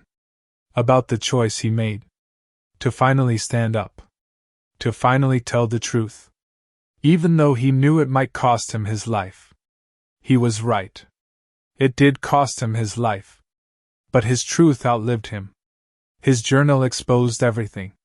Brought down an entire criminal network. Delivered justice, even if he wasn't alive to see it. That's the power of truth. It survives. Even when we don't. This is Frank Lawson. Remember Thomas Brennan. The lighthouse keeper who chose courage over comfort. Who documented evil in the hope that someday, someone would care enough to act. If you found this story compelling, hit that subscribe button and give this video a like. It helps me continue investigating cases like this one. And I want to hear from you. Have you ever known something dangerous but been too afraid to speak up? What would you have done in Thomas's position? Leave your thoughts in the comments below. Your story might be the next one I investigate. Until next time, stay vigilant. Stay curious. And never stop seeking the truth. My name is Frank Lawson. For 20 years as a crime journalist, I've built an extensive archive of cases, from unsolved murders to corrupt systems. Some stories are sent to me anonymously. Others I find in abandoned police station archives. Still others are given to me by the participants themselves, people who want the truth to be told. Today, I'm opening one of those cases. This case came to me 3 years ago. I found it in the archive of the Glacier County Police Department in Montana. It had been closed. Sealed. Marked confidential. But one of the officers who worked with the sheriff decided the story needed to be told. He gave me the files. Anonymously. Handed them to me in a manila envelope in the parking lot of a diner outside Billings. We sat in his truck for 2 hours while snow fell around us, and he told me things that never made it into any official report. When he finished, he looked at me with eyes that had seen too much and said, "He deserves to be remembered as a hero. Not as the man who failed." Write it that way. I promised I would try. But the truth, as always, is more complicated than heroism or failure. It's about choices. About the weight of the past. About how we carry our sins and whether redemption is ever really possible. This is the story of Sheriff Tom Beckett. 58 years old. A man who spent 34 years wearing a badge in one of the most remote corners of America. And the 7 days in January 2011 that stripped away everything he thought he knew about justice, family, and himself. Let me tell you about Glacier County first. You need to understand the place to understand the story. Glacier County sits in the northwestern corner of Montana, pressed up against the Canadian border. Population 3,200, spread across nearly 3,000 square miles of mountains, forests, and high prairie. In winter, which lasts from October to April, temperatures regularly drop to 20 below zero. The wind comes screaming down from Canada with nothing to stop it, and the snow piles up in drifts that can bury a car in an hour. It's beautiful in the way that remote, harsh places are beautiful. The kind of beauty that can kill you if you're not careful. The kind of place where people know how to take care of themselves because help is often hours away, if it comes at all. The town of Glacier, the county seat, has one main street. A post office. A grocery store. 2 churches, Methodist and Catholic. A diner called Martha's that's been there since 1947. A gas station. A hardware store. A bar called the Antler that smells like beer and sawdust, and has a stuffed elk head mounted over the door. And the sheriff's office, a low brick building on the edge of town with a holding cell in back and a coffee maker that's been making the same bitter brews since the Carter administration. The people of Glacier County are ranchers, loggers, a few teachers, some retirees who wanted to disappear into the mountains. They're the kind of people who wave when they pass you on the road, who show up with casseroles when someone dies, who don't ask too many questions about where you came from because they figure it's none of their business as long as you're not causing trouble. Tom Beckett knew all of them. Every single one. That's what 34 years gets you in a place like Glacier County. Tom was born in Billings in 1952, but his family moved to Glacier when he was 5. His father worked for the Forest Service. His mother taught at the elementary school. Tom grew up hunting elk in the fall, fishing in the summer, learning to drive on Forest Service roads when he was 12, helping neighbors fix fences and haul hay. He was a good kid. Quiet. Responsible. The kind of son parents pointed to and said, "Why can't you be more like Tom Beckett?" He graduated high school in 1970, got a football scholarship to a small college in Missoula, played defensive end for 2 years before blowing out his knee. Came back to Glacier in 1972, not sure what to do with his life. Worked construction for a year. Drank too much. Got in a few fights. Then Sheriff Coleman, who'd been running the county for 20 years, offered him a job as a deputy. 23 years old. No law enforcement experience. But Coleman saw something in Tom. Steadiness. Integrity. A need to prove himself. Tom took to the work immediately. He liked the structure. The clear sense of right and wrong. The feeling that he was protecting people who couldn't protect themselves. He went through the police academy in Helena, finished top of his class, came back and worked as Coleman's deputy for 6 years. In 1977, he met Sarah. She was a nurse who'd moved to Glacier from Seattle, looking for a quieter life. They met when Tom brought in a rancher who'd nearly cut his hand off with a chainsaw. Sarah stitched the man up while joking about how Montana men seemed to think they were tougher than physics. Tom asked her out that same day. They were married 6 months later. It should have been a perfect life. Small town. Good job. Woman he loved. But there was something Tom never told anyone in Glacier County. Something he'd hidden since he was 17 years old. He had a son. Back in high school, before college, before everything, Tom had gotten his girlfriend pregnant. Her name was Linda Morrison. She was 16. Tom was 17. It was 1969. They were terrified. Linda's parents sent her to live with an aunt in Spokane for the pregnancy. She gave birth to a boy in March 1970. David Michael Beckett. Tom saw his son once in the hospital, held him for maybe 5 minutes, and then Linda's parents made it clear. Tom could either do the right thing and marry Linda, ruining both their lives, or he could walk away and let them handle it. Tom walked away. He was 17. He was scared. He told himself it was the right choice. Linda's family moved to Seattle shortly after. They raised David. But Tom stayed in touch, in his way. He sent money every month, a money order he bought at the post office with cash so there'd be no record. He called once a month from payphones. He visited twice a year, driving to Seattle, staying in cheap motels, spending a day or 2 with a son who called him Tom, not Dad. David grew up knowing Tom was his father. But it was more like having a distant uncle than a dad. Someone who sent birthday cards and Christmas presents. Someone who showed up occasionally. Someone who clearly cared but was never really there. As David got older, the visits became more strained. David had questions Tom couldn't answer. Why didn't you stay? Why don't you tell people about me? Are you ashamed of me? Tom had no good answers. Just excuses. Just the coward's refrain. It's complicated. When Tom married Sarah in 1977, he never told her about David. Told himself he would, eventually. But weeks became months became years, and the lie grew too big to confess. Sarah talked sometimes about wanting children. Tom always changed the subject. Said they had time. Said they should wait. In 1983, Sarah found out she couldn't have children.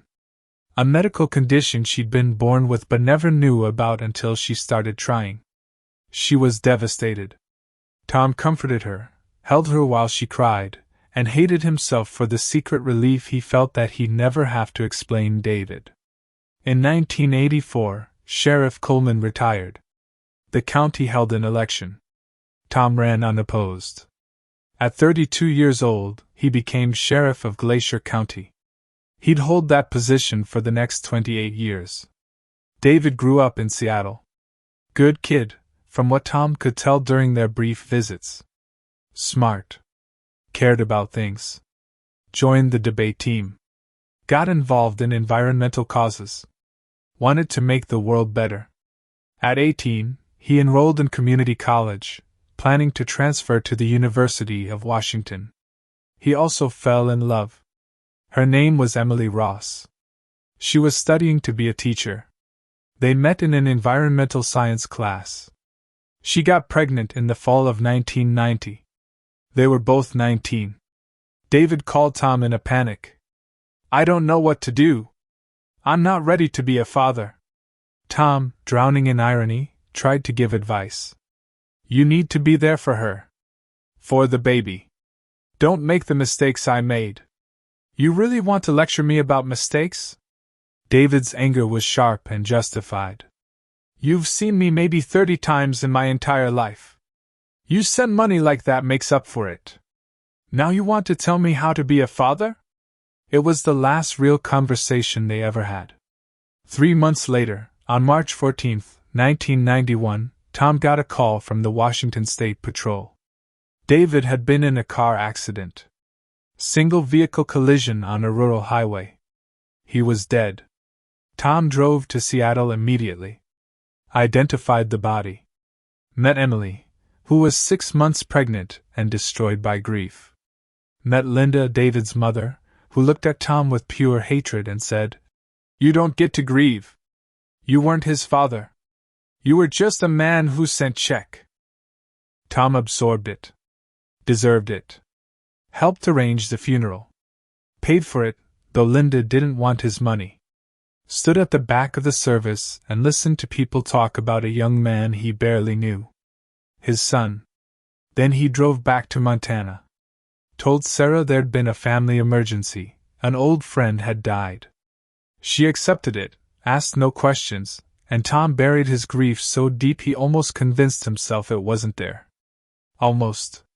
For the next 20 years, Tom tried to forget. He threw himself into his work. Into his marriage. Into being the best sheriff Glacier County ever had. He told himself David's death was tragic but clean. A drunk driving accident. Quick.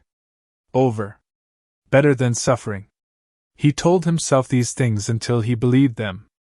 And now, 20 years later, in the last week of his career, he was about to discover that every single thing he believed was a lie. January 10, 2011. Monday morning. Tom's office in the sheriff's station. The room was small and cluttered. Filing cabinets lined one wall, stuffed with decades of paperwork. A bulletin board covered with notices, wanted posters, and a faded photo of Tom and Sarah from their 25th wedding anniversary. His desk was an old metal thing he'd inherited from Sheriff Coleman, scarred with coffee rings and scratches. Behind him, a window looked out onto Main Street, currently buried under 2 feet of snow from last week's storm. Tom sat at his desk, drinking coffee from a mug that said, World's Okayest Sheriff. A gift from Sarah years ago. She'd died in 2000, cancer that started in her lungs and spread before they caught it. 11 years gone, but Tom still used her mug every morning.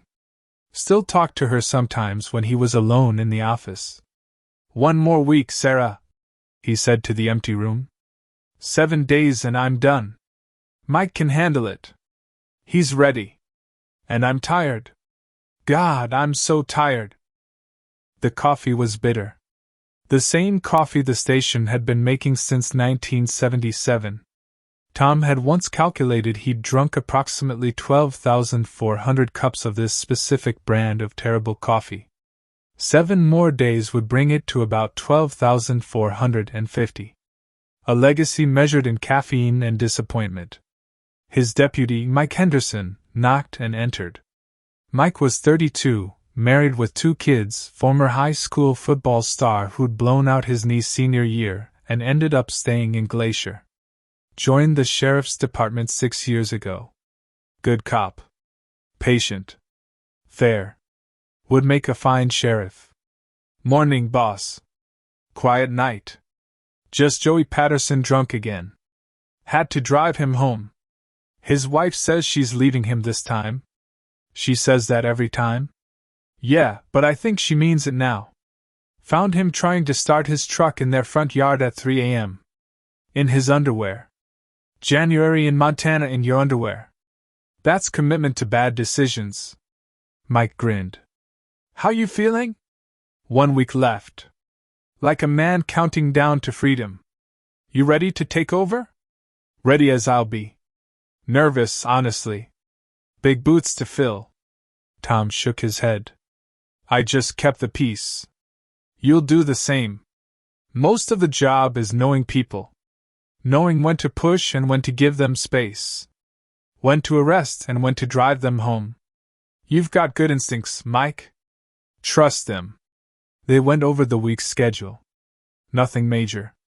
A few property disputes to mediate. A hearing in county court about a bar fight from last month. Paperwork for the state. The usual quiet routine of rural law enforcement. At 2:15 p.m., the routine shattered. Martha Preston called. 68 years old, retired schoolteacher, lived alone after her husband died 5 years back. She drove by the Johnson property on her way home from getting groceries, and something felt wrong. Sheriff, I probably sound like a worried old woman, but their front door is standing wide open. In this cold. And their truck's in the driveway, so they should be home. I called out but nobody answered. I didn't want to go inside. Something just feels off. Tom felt the instinct kick in. The thing every cop develops after years on the job. The sense that something's wrong before you have evidence. The hair on the back of your neck standing up. You did the right thing calling, Martha. I'll head out there now. You go on home and stay inside. Tom grabbed his coat, a heavy sheepskin thing he'd worn for 20 winters. Told Mike to hold the station. Drove out to the Johnson property in his cruiser, a 12-year-old Ford Crown Victoria that rattled when it hit 45 miles per hour. 5 miles outside town. Highway 2 heading east. Then a dirt road that wound through pines for another mile. The Johnson place sat in a clearing surrounded by forest, backed up against the mountains. A modest ranch house, probably built in the 60s. Red paint faded to pink. A barn that listed slightly to one side. Fenced pasture where they kept a dozen cattle. Bill and Carol Johnson had lived there for 40 years. Bill taught high school math until he retired. Carol taught English. They'd been Tom's teachers, actually, back when he was in school. Good people. Quiet. Kept to themselves. The kind of neighbors who helped when you needed it but didn't intrude. Tom pulled up the driveway. Martha was right. The front door stood open. Snow had drifted into the entrance. Tom could see it from the car, a white pile on the hardwood floor inside. He parked, got out slowly. Put his hand on his service weapon, a Glock 22 he'd carried for 15 years. Approached the house carefully, scanning for movement, for anything out of place. Bill? Carol? It's Sheriff Beckett. Just checking on you folks. Everything okay? The wind answered. Nothing else. Tom stepped onto the porch. The boards creaked under his weight. He could see his breath in the air. Cold enough to see it even in the fading afternoon light. Bill? Carol? He pushed the door open wider and stepped inside. The living room was neat. Too neat. That was the first thing Tom noticed. Carol Johnson kept a tidy house, but this was different. This was staged. The magazines on the coffee table aligned perfectly. The couch cushions positioned exactly. The kind of tidiness that comes from someone arranging a scene, not from someone living in a space. Bill Johnson sat in his recliner facing the television. His head tilted back. Eyes open but seeing nothing. A small hole in his forehead. Black around the edges. Powder burns. Contact shot or near contact. Blood on the headrest behind him. Not much blood, actually. Sometimes headshots are like that. The bullet goes in, scrambles the brain, and the heart stops before there's time for much bleeding. Carol Johnson was on the couch. Same positioning. Sitting upright, hands in her lap, head tilted back. Single shot to the forehead. Same caliber by the look of it. Same execution style. Tom's cop brain kicked in, cataloging details even as his human brain reeled with shock. This was Glacier County. They didn't have murders. They had drunk driving accidents and occasional domestic violence, and kids breaking into the school. Not executions. Not this. He backed out of the house carefully, not touching anything. Called it in. Mike first, then the county coroner, then the state police barracks in Kalispell. Within an hour, the property was swarming with people. Coroner arrived first. Dr. Patricia Nakamura, 62, had been county coroner for 30 years. She examined the bodies while Tom stood outside, breathing the cold air, trying to process. She came out 20 minutes later. Tom, I'm preliminarily calling time of death between 10 a.m. and noon. Both victims shot once in the head with what appears to be a 9mm. Close range. No signs of struggle. No defensive wounds. They were either taken by surprise or they knew the shooter and didn't feel threatened. Sexual assault? No obvious signs. I'll know more after full examination. Robbery? Doesn't look like it. Carol's purse is on the kitchen counter with cash and credit cards. Bill's wallet is in his pocket with $73 in it. Television's still there. Computer's still there. If this was robbery, they took nothing. Mike Henderson arrived with 2 state police detectives, Morrison and Reyes. They were based out of Kalispell, covered the northwestern corner of Montana. Tom had worked with them before on the occasional major case that crossed county lines. Detective Morrison was 45, 20 years with the state police, looked like he'd been carved out of wood and disappointment. Detective Reyes was younger, maybe 30, sharp eyes that took in everything, degree in criminology from Montana State. They walked the scene together. Tom showed them everything. The open door. The positioned bodies. The lack of robbery. The precision of the kills. This is professional, Morrison said. Or someone trying to look professional. 2 shots, 2 kills, close range. No wasted bullets. No rage. This was execution. Reyes knelt beside Bill Johnson's body. Victims in their 60s. Retired teachers. No obvious enemies. This isn't random violence. The killer came here specifically for them. Any connection to drugs? Morrison asked. We've had some meth labs pop up in rural counties. Maybe they saw something they shouldn't have. Tom shook his head. Not Bill and Carol. They were as straight as they come. Church every Sunday. Volunteered with literacy programs. If they had a dark secret, they hid it better than anyone I've ever met. Everyone has secrets, Sheriff, Reyes said. Tom couldn't argue with that.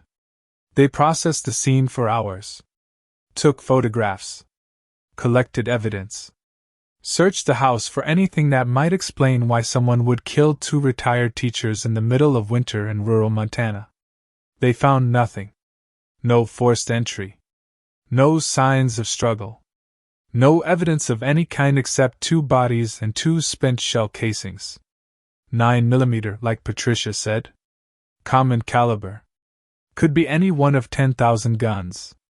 By 6 p.m., the light was failing and the temperature was dropping. They sealed the scene, posted a deputy to guard it overnight. Tom drove back to the station in a daze. Mike was waiting. "Sheriff, the whole town's calling."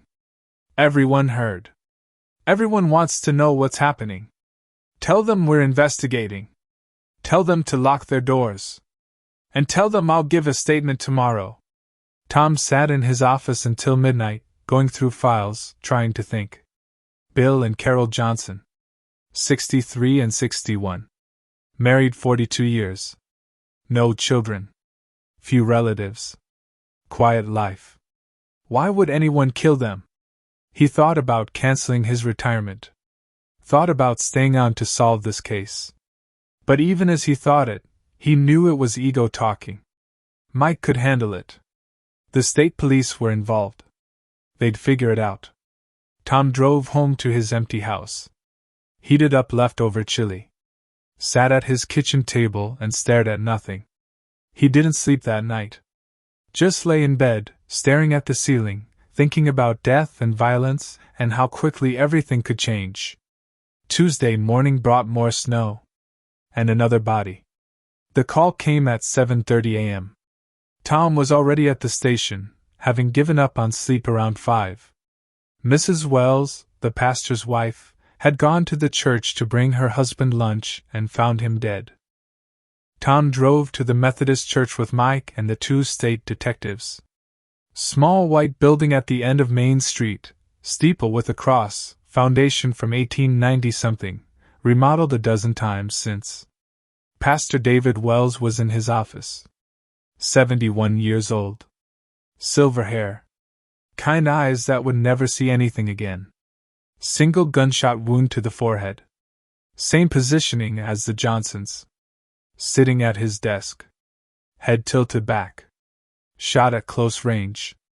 Mrs. Wells sat in the sanctuary, crying, while a church volunteer held her hand. Tom talked to her gently. "When did you last see him?" "This morning. He left for the church at 6:30. He liked to have quiet time before the day started. He'd pray. Read. Work on his sermon. I brought him lunch at noon every day." "Did he mention anything unusual? Any concerns? Anyone threatening him?" "No. Nothing. David didn't have enemies. Everyone loved him. He married people. He buried people. He helped anyone who needed it." "Who would do this?" Tom had no answer. Detective Reyes pulled him aside. "Same MO as yesterday. 9mm. Close range. Clean execution. This isn't random, Sheriff. Someone's targeting specific people in this town." "But why? What connects a retired teacher couple and a pastor?" "That's what we need to figure out. Fast." By noon, news had spread through Glacier County like wildfire. 2 murders in 2 days. 3 deaths total. In a town that hadn't seen a murder in 40 years. Tom organized a town meeting for that evening. Every available seat in the community center was filled. 200 people, maybe more. Scared faces. Angry voices. Demanding answers Tom didn't have. He stood at the front, in his uniform, feeling every one of his 58 years. "I won't lie to you. We have 3 murders. We don't know who's doing this or why. State police are here. FBI has been notified. We're doing everything we can. But I need your help. I need everyone to be vigilant. Lock your doors. Don't open them for strangers. If you see anything unusual, anything at all, call the station immediately. And if anyone knows of any connection between Bill Johnson, Carol Johnson, and Pastor Wells, Anything they might have had in common, please tell us. No detail is too small. Someone in the crowd shouted. Is it someone from town? Are we safe in our own homes? Tom looked out at faces he'd known for decades. I don't know if it's someone from town. But until we catch whoever's doing this, I can't promise you're safe. I'm sorry. I wish I had better answers. He spent Tuesday night back at the station, building a timeline, a victim profile, searching for connections. Bill Johnson, born 1947. Grew up in Glacier. Taught high school math for 38 years. Retired 2005. Married Carol in 1968. No children. Member of the Methodist Church. Served on the school board in the 80s and 90s. Hobbies: fishing, woodworking. No criminal record. No known enemies. Carol Johnson, born 1949. Grew up in Butte, moved to Glacier in 1966. Taught high school English for 36 years. Retired 2007. Same church, same community involvement as Bill. Hobbies: gardening, book club. No criminal record. No known enemies. Pastor David Wells, born 1939. Grew up in Great Falls. Became a Methodist minister in 1965. Served churches in 3 different Montana towns before coming to Glacier in 1986. Married Linda Wells in 1967. 3 adult children, all living out of state. Well liked. No controversies. No known enemies. Tom stared at the profiles until his vision blurred. What connected them? Age? Profession? Church? The school? Wednesday. The storm hit. Heavy snow started around 3 a.m. and didn't stop. By dawn, 6 inches had fallen. By noon, another 6. Roads became impassable. Tom told non-essential personnel to stay home. Just him, Mike, and the 2 state detectives at the station. At 2 p.m., the call came from Margaret Kohler's son. Margaret Kohler, 55, owned the only grocery store in town. Her son had driven over to check on her because she wasn't answering her phone. Found the door unlocked. Found his mother in her living room. Shot once in the head. Same method. Same positioning. 4 victims now. All shot with the same gun. All killed in their homes. All positioned the same way. Tom stood in Margaret Kohler's living room while the snow fell outside and felt the weight of failure crushing him. 4 people dead. In his county. On his watch. In the last week of his career. Mike pulled him aside. Boss, we need to figure this out. People are terrified. Half the town's talking about leaving until this is over. I know. But I don't see the pattern. 4 victims. Different ages. Different backgrounds. What connects them? Detective Morrison joined them. I've been looking at timelines. All 4 victims have lived in Glacier County for decades. Johnson couple since the 60s. Pastor Wells since 86. Margaret Kohler's family has been here since the 50s. So we're looking at long-term residents. People who've been part of this community for 20, 30, 40 years. But what did they do? Tom asked. What's the motive? Revenge, Reyes said. Has to be. Someone from the past. Something that happened years ago. Something these 4 people were involved in. Tom went back to the station and started pulling old case files. Going back 10 years. 20 years.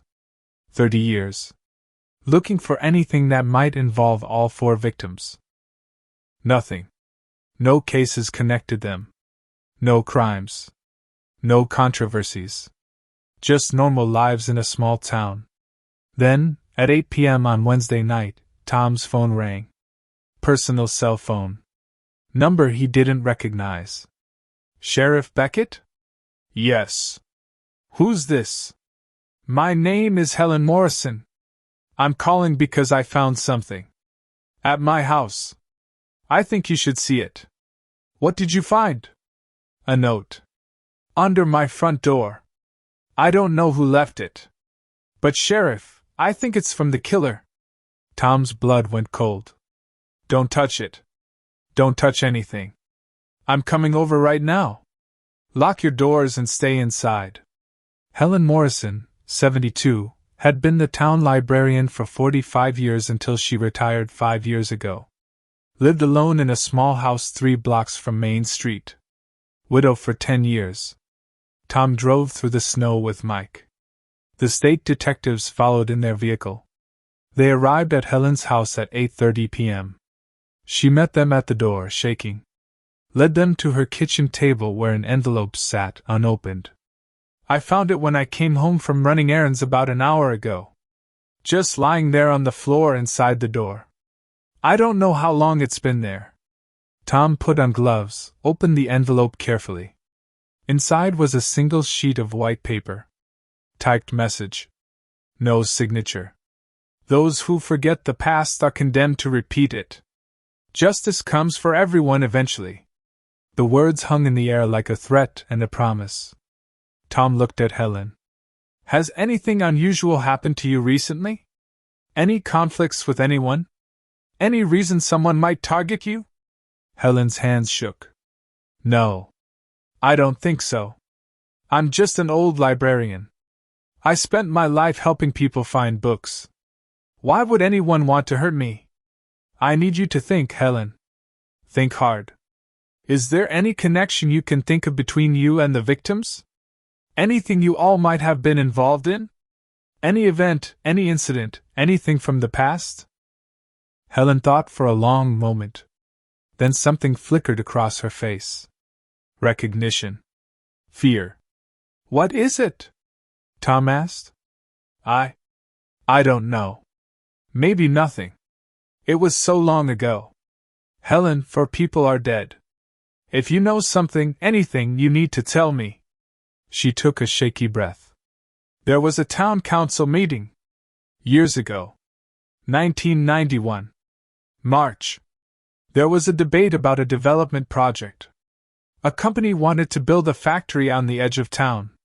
It was controversial. The town was divided. Some people wanted the jobs. Others were concerned about environmental impact. What does this have to do with? Bill and Carol Johnson were there. They were on the school board at the time. Pastor Wells was there representing the church council. Margaret Kohler was there because she owned a business. And I was there because the library board wanted to voice concerns. We all testified at the meeting. Tom felt something click into place. What happened at that meeting? There was a young man. I don't remember his name. Early 20s maybe. He spoke passionately against the project. He had facts, figures, environmental studies. He made the company representatives very angry. They argued with him. It got heated. The council eventually voted against the project. The company left town. And nothing. The factory was never built. Everyone moved on. Why does this matter? Tom felt ice in his veins but didn't say anything yet. Do you remember the name of that young man? No, I'm sorry. It was 20 years ago. But I remember he was impressive. Well-spoken. Cared deeply about the issue. Tom exchanged looks with Mike and the state detectives. Helen, I need you to think very carefully. What happened after that meeting? Did you see anything unusual? Helen's face went pale. There was, oh God. I'd forgotten.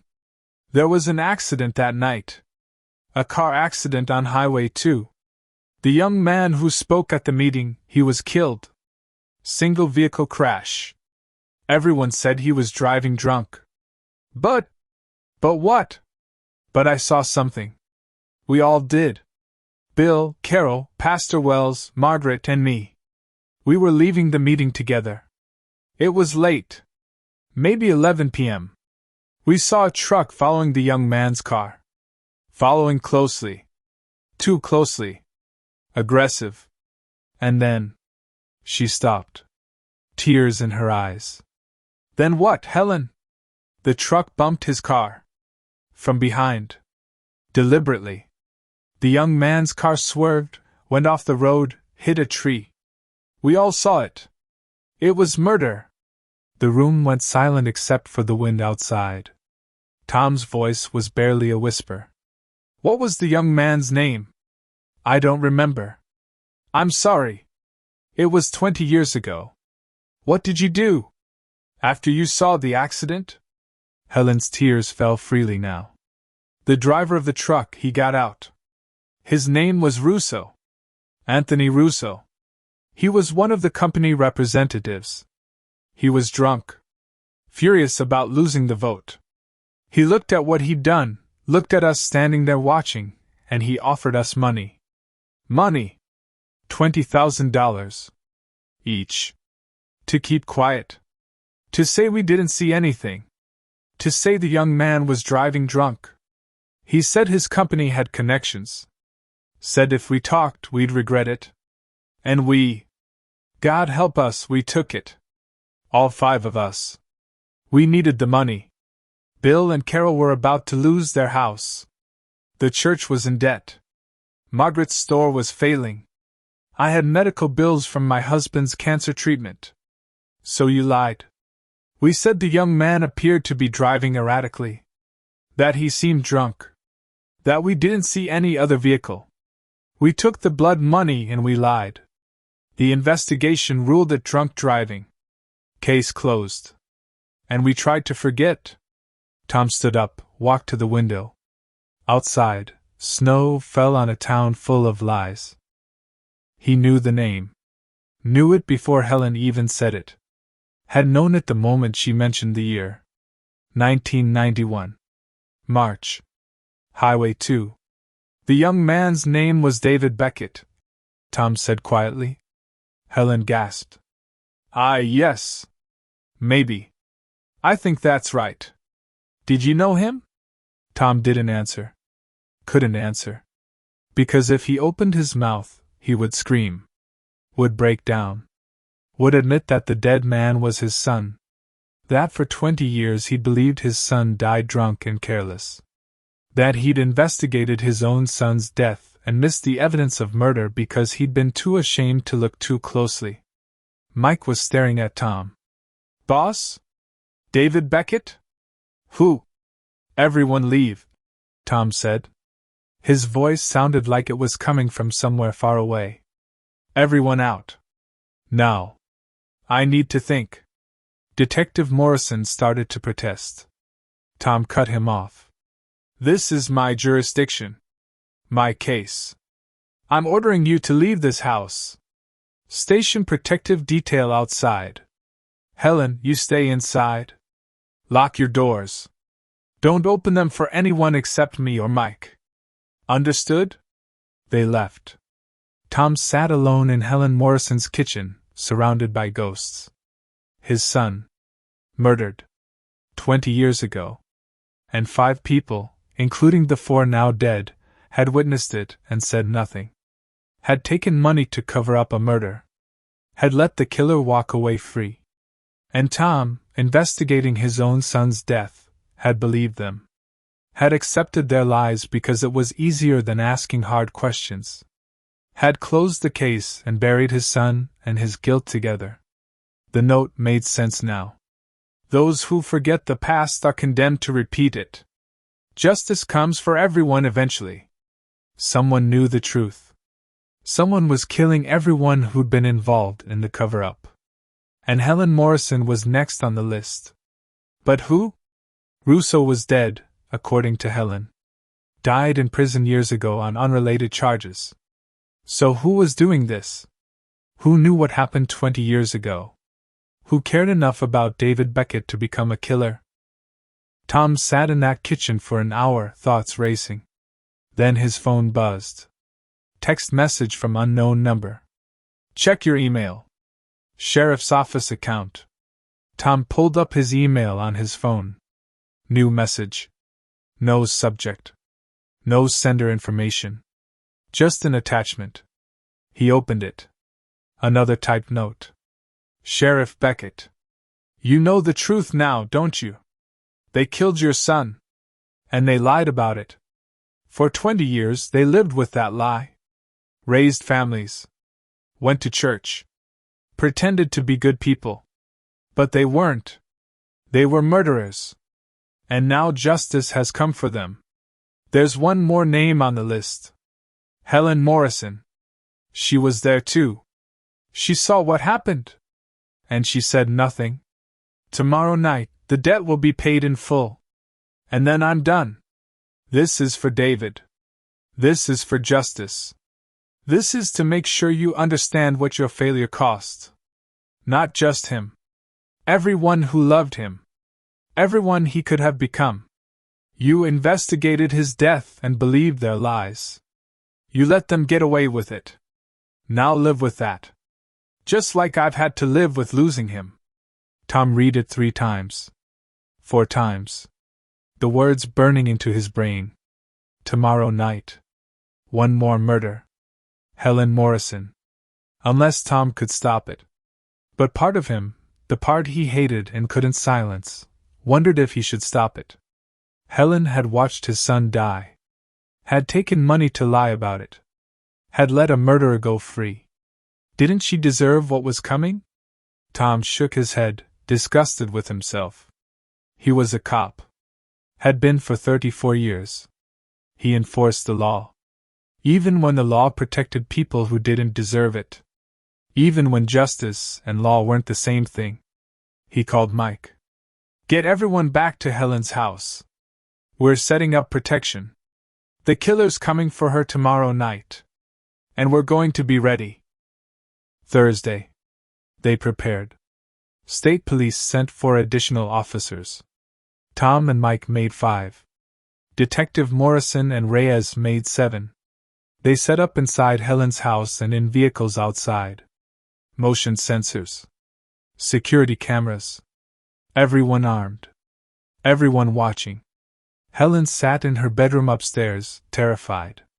Tom talked to her several times through the day, trying to keep her calm. But how do you calm someone who knows a killer is coming for them? Someone who knows they deserve it? At 6 p.m., Tom pulled Mike aside. Told him everything.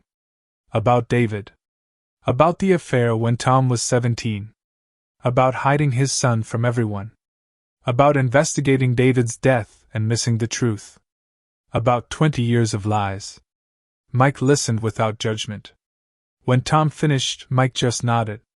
What do you need from me, boss? The killer is someone who loved David. Someone close to him. Probably family. Did David have any siblings? Not that I know of. His mother was an only child. But what? David had a girlfriend. Emily Ross. She was pregnant when he died. 6 months along. Tom's world tilted. Pregnant? Yeah. Didn't you know? Tom shook his head. No, he hadn't known. Linda, David's mother, had never told him. He'd gone to the funeral, paid for it, and left. Never followed up. Never asked about Emily. Never knew she'd been carrying David's child. Which meant, I have a grandchild, Tom whispered. Boss? David's baby. Emily was 6 months pregnant. The child would be 20 now. A son or daughter I never knew existed. And suddenly everything made sense. The killer wasn't avenging David out of abstract justice. This was personal. This was family. This was Tom's own grandchild, punishing the people who'd killed their father and lied about it. Mike, find Emily Ross. Find out if David had a son or daughter. Find them now. Mike started making calls. Tom stood at the window of Helen's house, watching the snow fall, waiting for his grandchild to come kill someone. At 11 p.m., Mike came back with information. Emily Ross married in 1993. Different last name now, Emily Ross Martinez. Lives in Spokane. She had David's baby. A son. Daniel Beckett. 20 years old. Dropped out of college last year.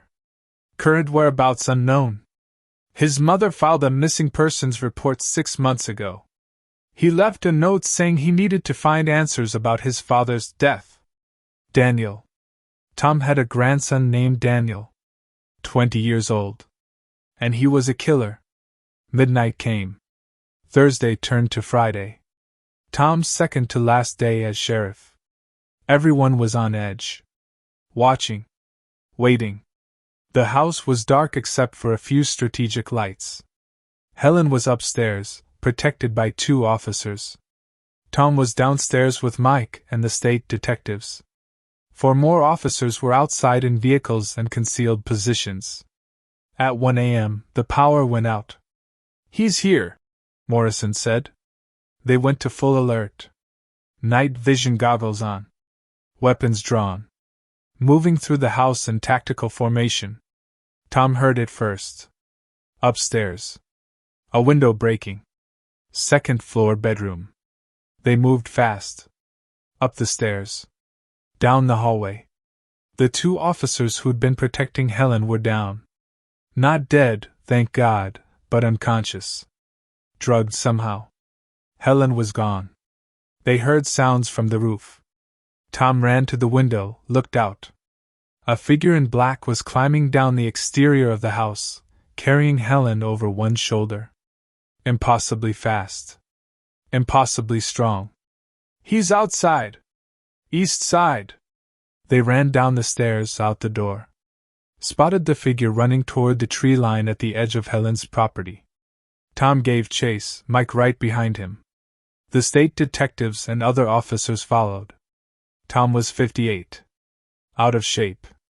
Lungs burning in the cold air. But he pushed himself harder than he had in years. Because this wasn't just about catching a killer. This was about his grandson. His family. His failure. They reached the trees. Lost sight of the figure. Spread out, searching. Tom's flashlight beam cutting through the dark and snow. Then he saw him. Standing in a small clearing. Mask pulled off. Face visible in the moonlight. Tom stopped. Mike came up beside him, weapon raised. Other officers emerged from the trees, surrounding the clearing. The young man stood there, arms at his sides, Helen Morrison unconscious at his feet. He was tall, maybe 6 feet. Athletic build. Dark hair. And features that were painfully, impossibly familiar. The same eyes Tom saw in the mirror every morning. The same jaw. The same nose. David's face. 20 years older than the last time Tom saw it. But unmistakably David's face. "Hello, grandfather," Daniel said. Tom's weapon wavered. "Daniel. You know my name. Good. Did you figure it out on your own or did someone tell you?" "I figured it out. You're doing this for your father. I'm doing this for justice. For truth. For all the things the law was supposed to provide but didn't." Mike's weapon was still raised. "Put your hands up. Now." Daniel ignored him. Kept his eyes on Tom. "Do you know what it's like growing up without a father? My mother told me about him. How good he was. How much he cared about making the world better. How he was going to be a great dad. And then she'd cry, because someone killed him and got away with it. I didn't know. You didn't know because you didn't want to know. He was your son. You should have investigated properly. Should have asked the hard questions. Should have looked at the evidence. But you didn't. You wrote him off as another drunk driver and moved on with your life. That's not fair." "Fair?" Daniel's voice cracked with rage. "You want to talk about fair? My father was 19 years old. He had his whole life ahead of him. He was murdered because he spoke the truth. And 5 people watched it happen and said nothing. Took blood money and lied. And the system you devoted your life to protecting let them get away with it. So you killed 4 people. I delivered justice. They took my father. They took your son. They felt no remorse. They lived comfortable lives with their dirty money. Well, not anymore. Tom lowered his weapon. Mike looked at him in shock. Boss, what are you? Stand down, Mike. Everyone stand down. Sheriff, we can't. That's an order. The officers slowly lowered their weapons. Confused. Uncertain. Looking to Tom for guidance. Tom walked forward slowly. Hands visible. Non-threatening. Until he stood 10 feet from Daniel. What you're doing, Daniel, it's not justice. It's murder. And I understand why. I understand the rage. I understand feeling like the system failed. Because it did fail. I failed. I should have looked harder. Should have questioned. Should have been a better father to David in the first place so he'd have told me about you. So I could have been in your life. But this has to stop. Helen Morrison is afraid and guilty, and she made terrible choices. But killing her won't bring your father back. Won't make anything right. It'll just create more pain. More death. More families destroyed. You talk about justice? You are justice. Right now. You're standing at the line between being a killer and being something better. Your father wouldn't want this. He fought for the environment, for truth, for making the world better through law and persuasion. Not through violence. Daniel's eyes filled with tears. He deserved better than he got. He did. And so do you. You're 20 years old. Your whole life ahead of you. Don't throw it away on revenge.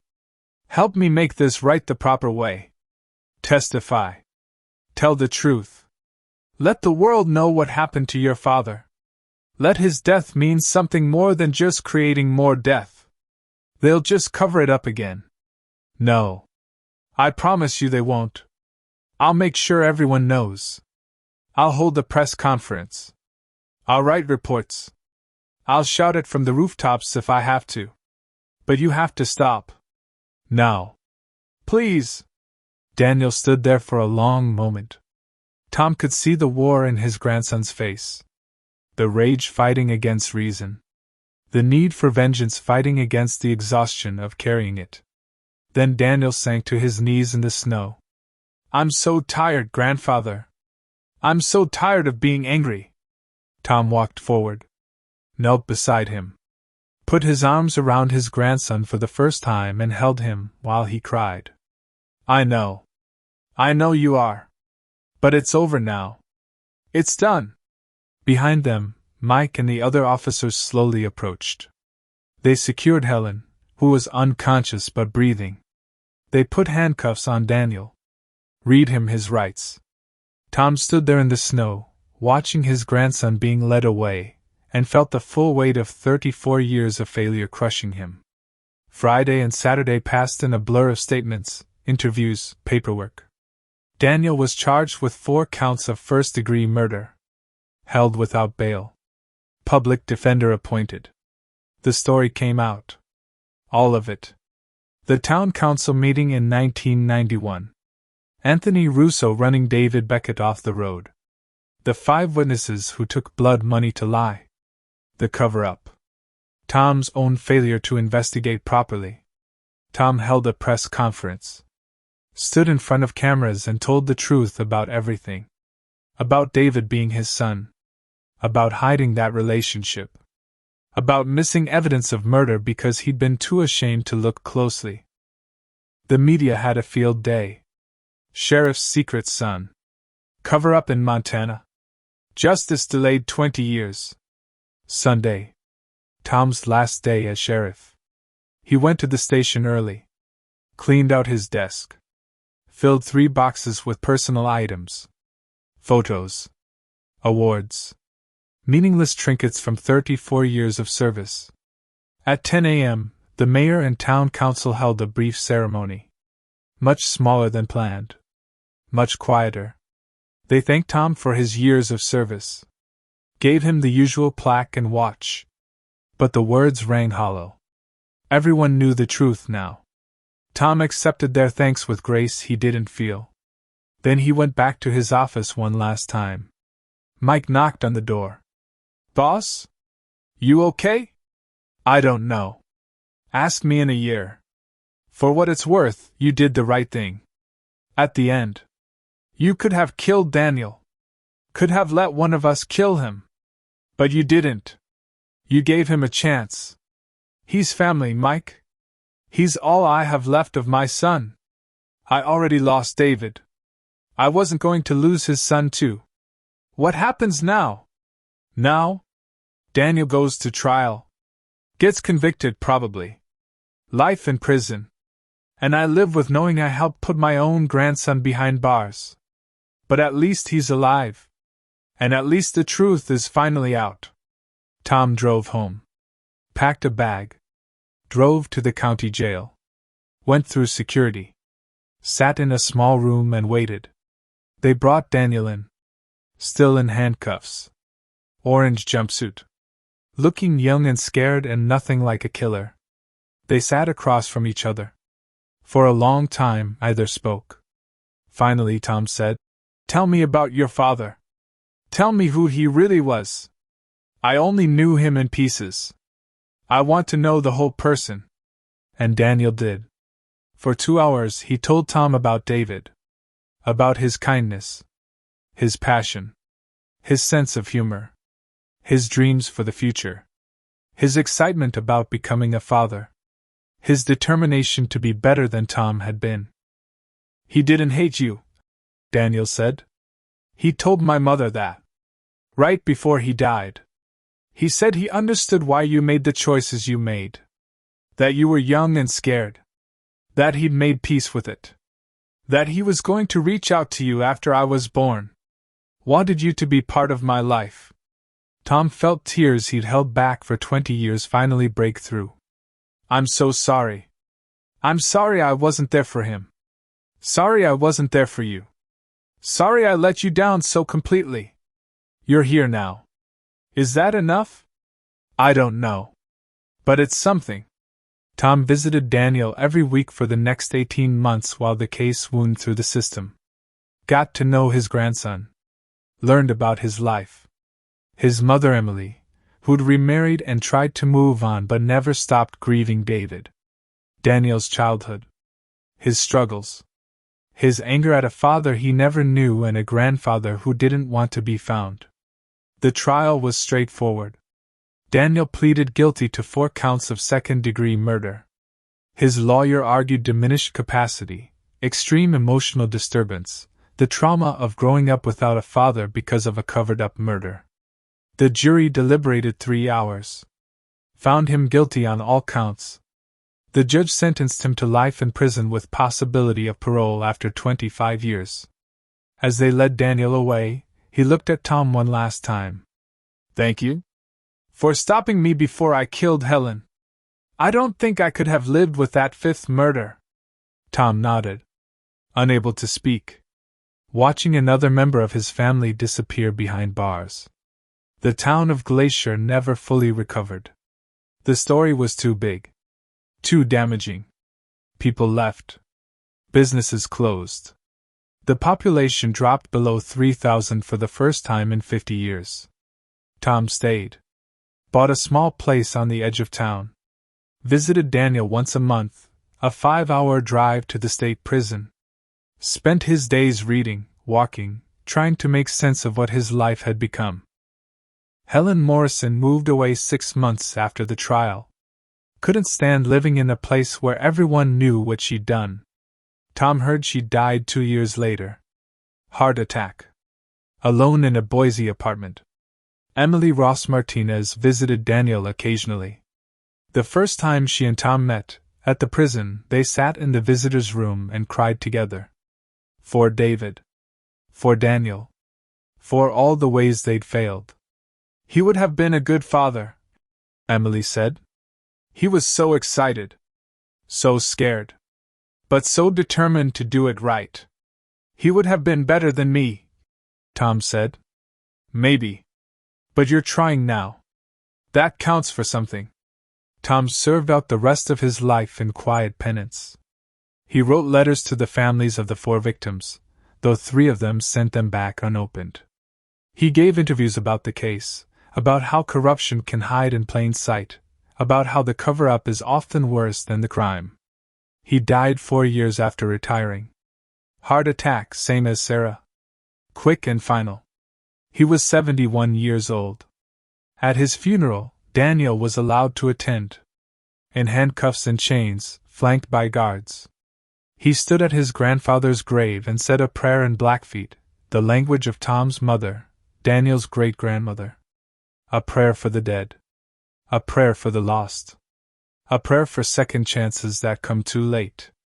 After the funeral, Emily approached the grave. Placed a photo between the flowers. It showed 3 people, David Beckett at 18, smiling.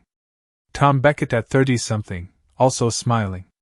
And Daniel Beckett as a baby, held between them in a crude Photoshop job that Emily had made years ago, imagining what could have been. 3 generations of Beckett men. 2 dead. 1 in prison. All destroyed by choices and lies and the weight of unfinished business. This case came to me, as I said 3 years ago. The officer who gave me the files did so because he thought Tom deserved better than to be remembered as the sheriff who covered up his own son's murder. He wanted people to understand the complexity, the tragedy, the impossible choices. I've tried to do that. To tell this story honestly. To show how good people can make terrible choices. How the pursuit of justice can become injustice. How families can be destroyed by secrets that span generations. Daniel Beckett remains in prison. He's 24 now. Teaching other inmates to read. Working on a law degree through a correspondence program. Trying to be the man his father would have been proud of. In a letter he sent me last year, he wrote, "I murdered 4 people. I can never undo that. Never make it right. But I can spend the rest of my life trying to be something other than a killer. Trying to honor my father's memory through action, not violence." The factory that started all this, the development project David spoke against, was never built. The land sits empty. The company went bankrupt years ago. In a bitter irony, David's environmental concerns proved correct. The project would have polluted the local watershed. Would have destroyed habitat for endangered species. He died fighting to protect his home, and he won that fight. But the victory cost him everything. Glacier County continues. Smaller now. Quieter. Changed forever by 7 days in January 2011 when the past came calling and demanded payment in full. I think about this case often. About Tom Beckett sitting in that prison room with his grandson, learning about the son he never really knew. About Daniel, driven to murder by a need for justice the system couldn't provide. About 5 people who took blood money and lived with that choice for 20 years until it killed 4 of them and destroyed the 5th. There are no heroes in this story. No clear villains. Just people making choices with consequences they couldn't foresee. Just failures compounding failures until the whole thing collapsed into tragedy. Tom Beckett spent 34 years as sheriff. Served his community. Kept the peace. By any objective measure, he was good at his job. But in the end, his legacy is the thing he missed. The murder he didn't solve. The son he didn't save. The grandson he helped put in prison. Is that fair? I don't know. Maybe we're all remembered for our failures more than our successes. Maybe the things we miss matter more than the things we get right. Or maybe there are just some sins too great to atone for. Some failures too deep to overcome. Some wounds that never heal. Tom Beckett tried. In the end, he tried to do right. Tried to give his grandson a chance. Tried to make sure the truth came out. Tried to be, finally, the father and grandfather he should have been from the start. Was it enough? Daniel says yes. Emily says maybe. The families of the victims say no. The town of Glacier says nothing, just slowly fades away into history. I leave it to you to decide. If this story made you think about family, about justice, about the weight of choices and the cost of silence, then subscribe to Lawson Files and give this video a like. And tell me in the comments, if you were Tom Beckett, standing in that clearing with Daniel, knowing everything you know, what would you have done? Would you have arrested him? Would you have let him walk away? Would you have pulled the trigger yourself? There's no right answer. But I want to hear what you think. I'm Frank Lawson. Until the next case.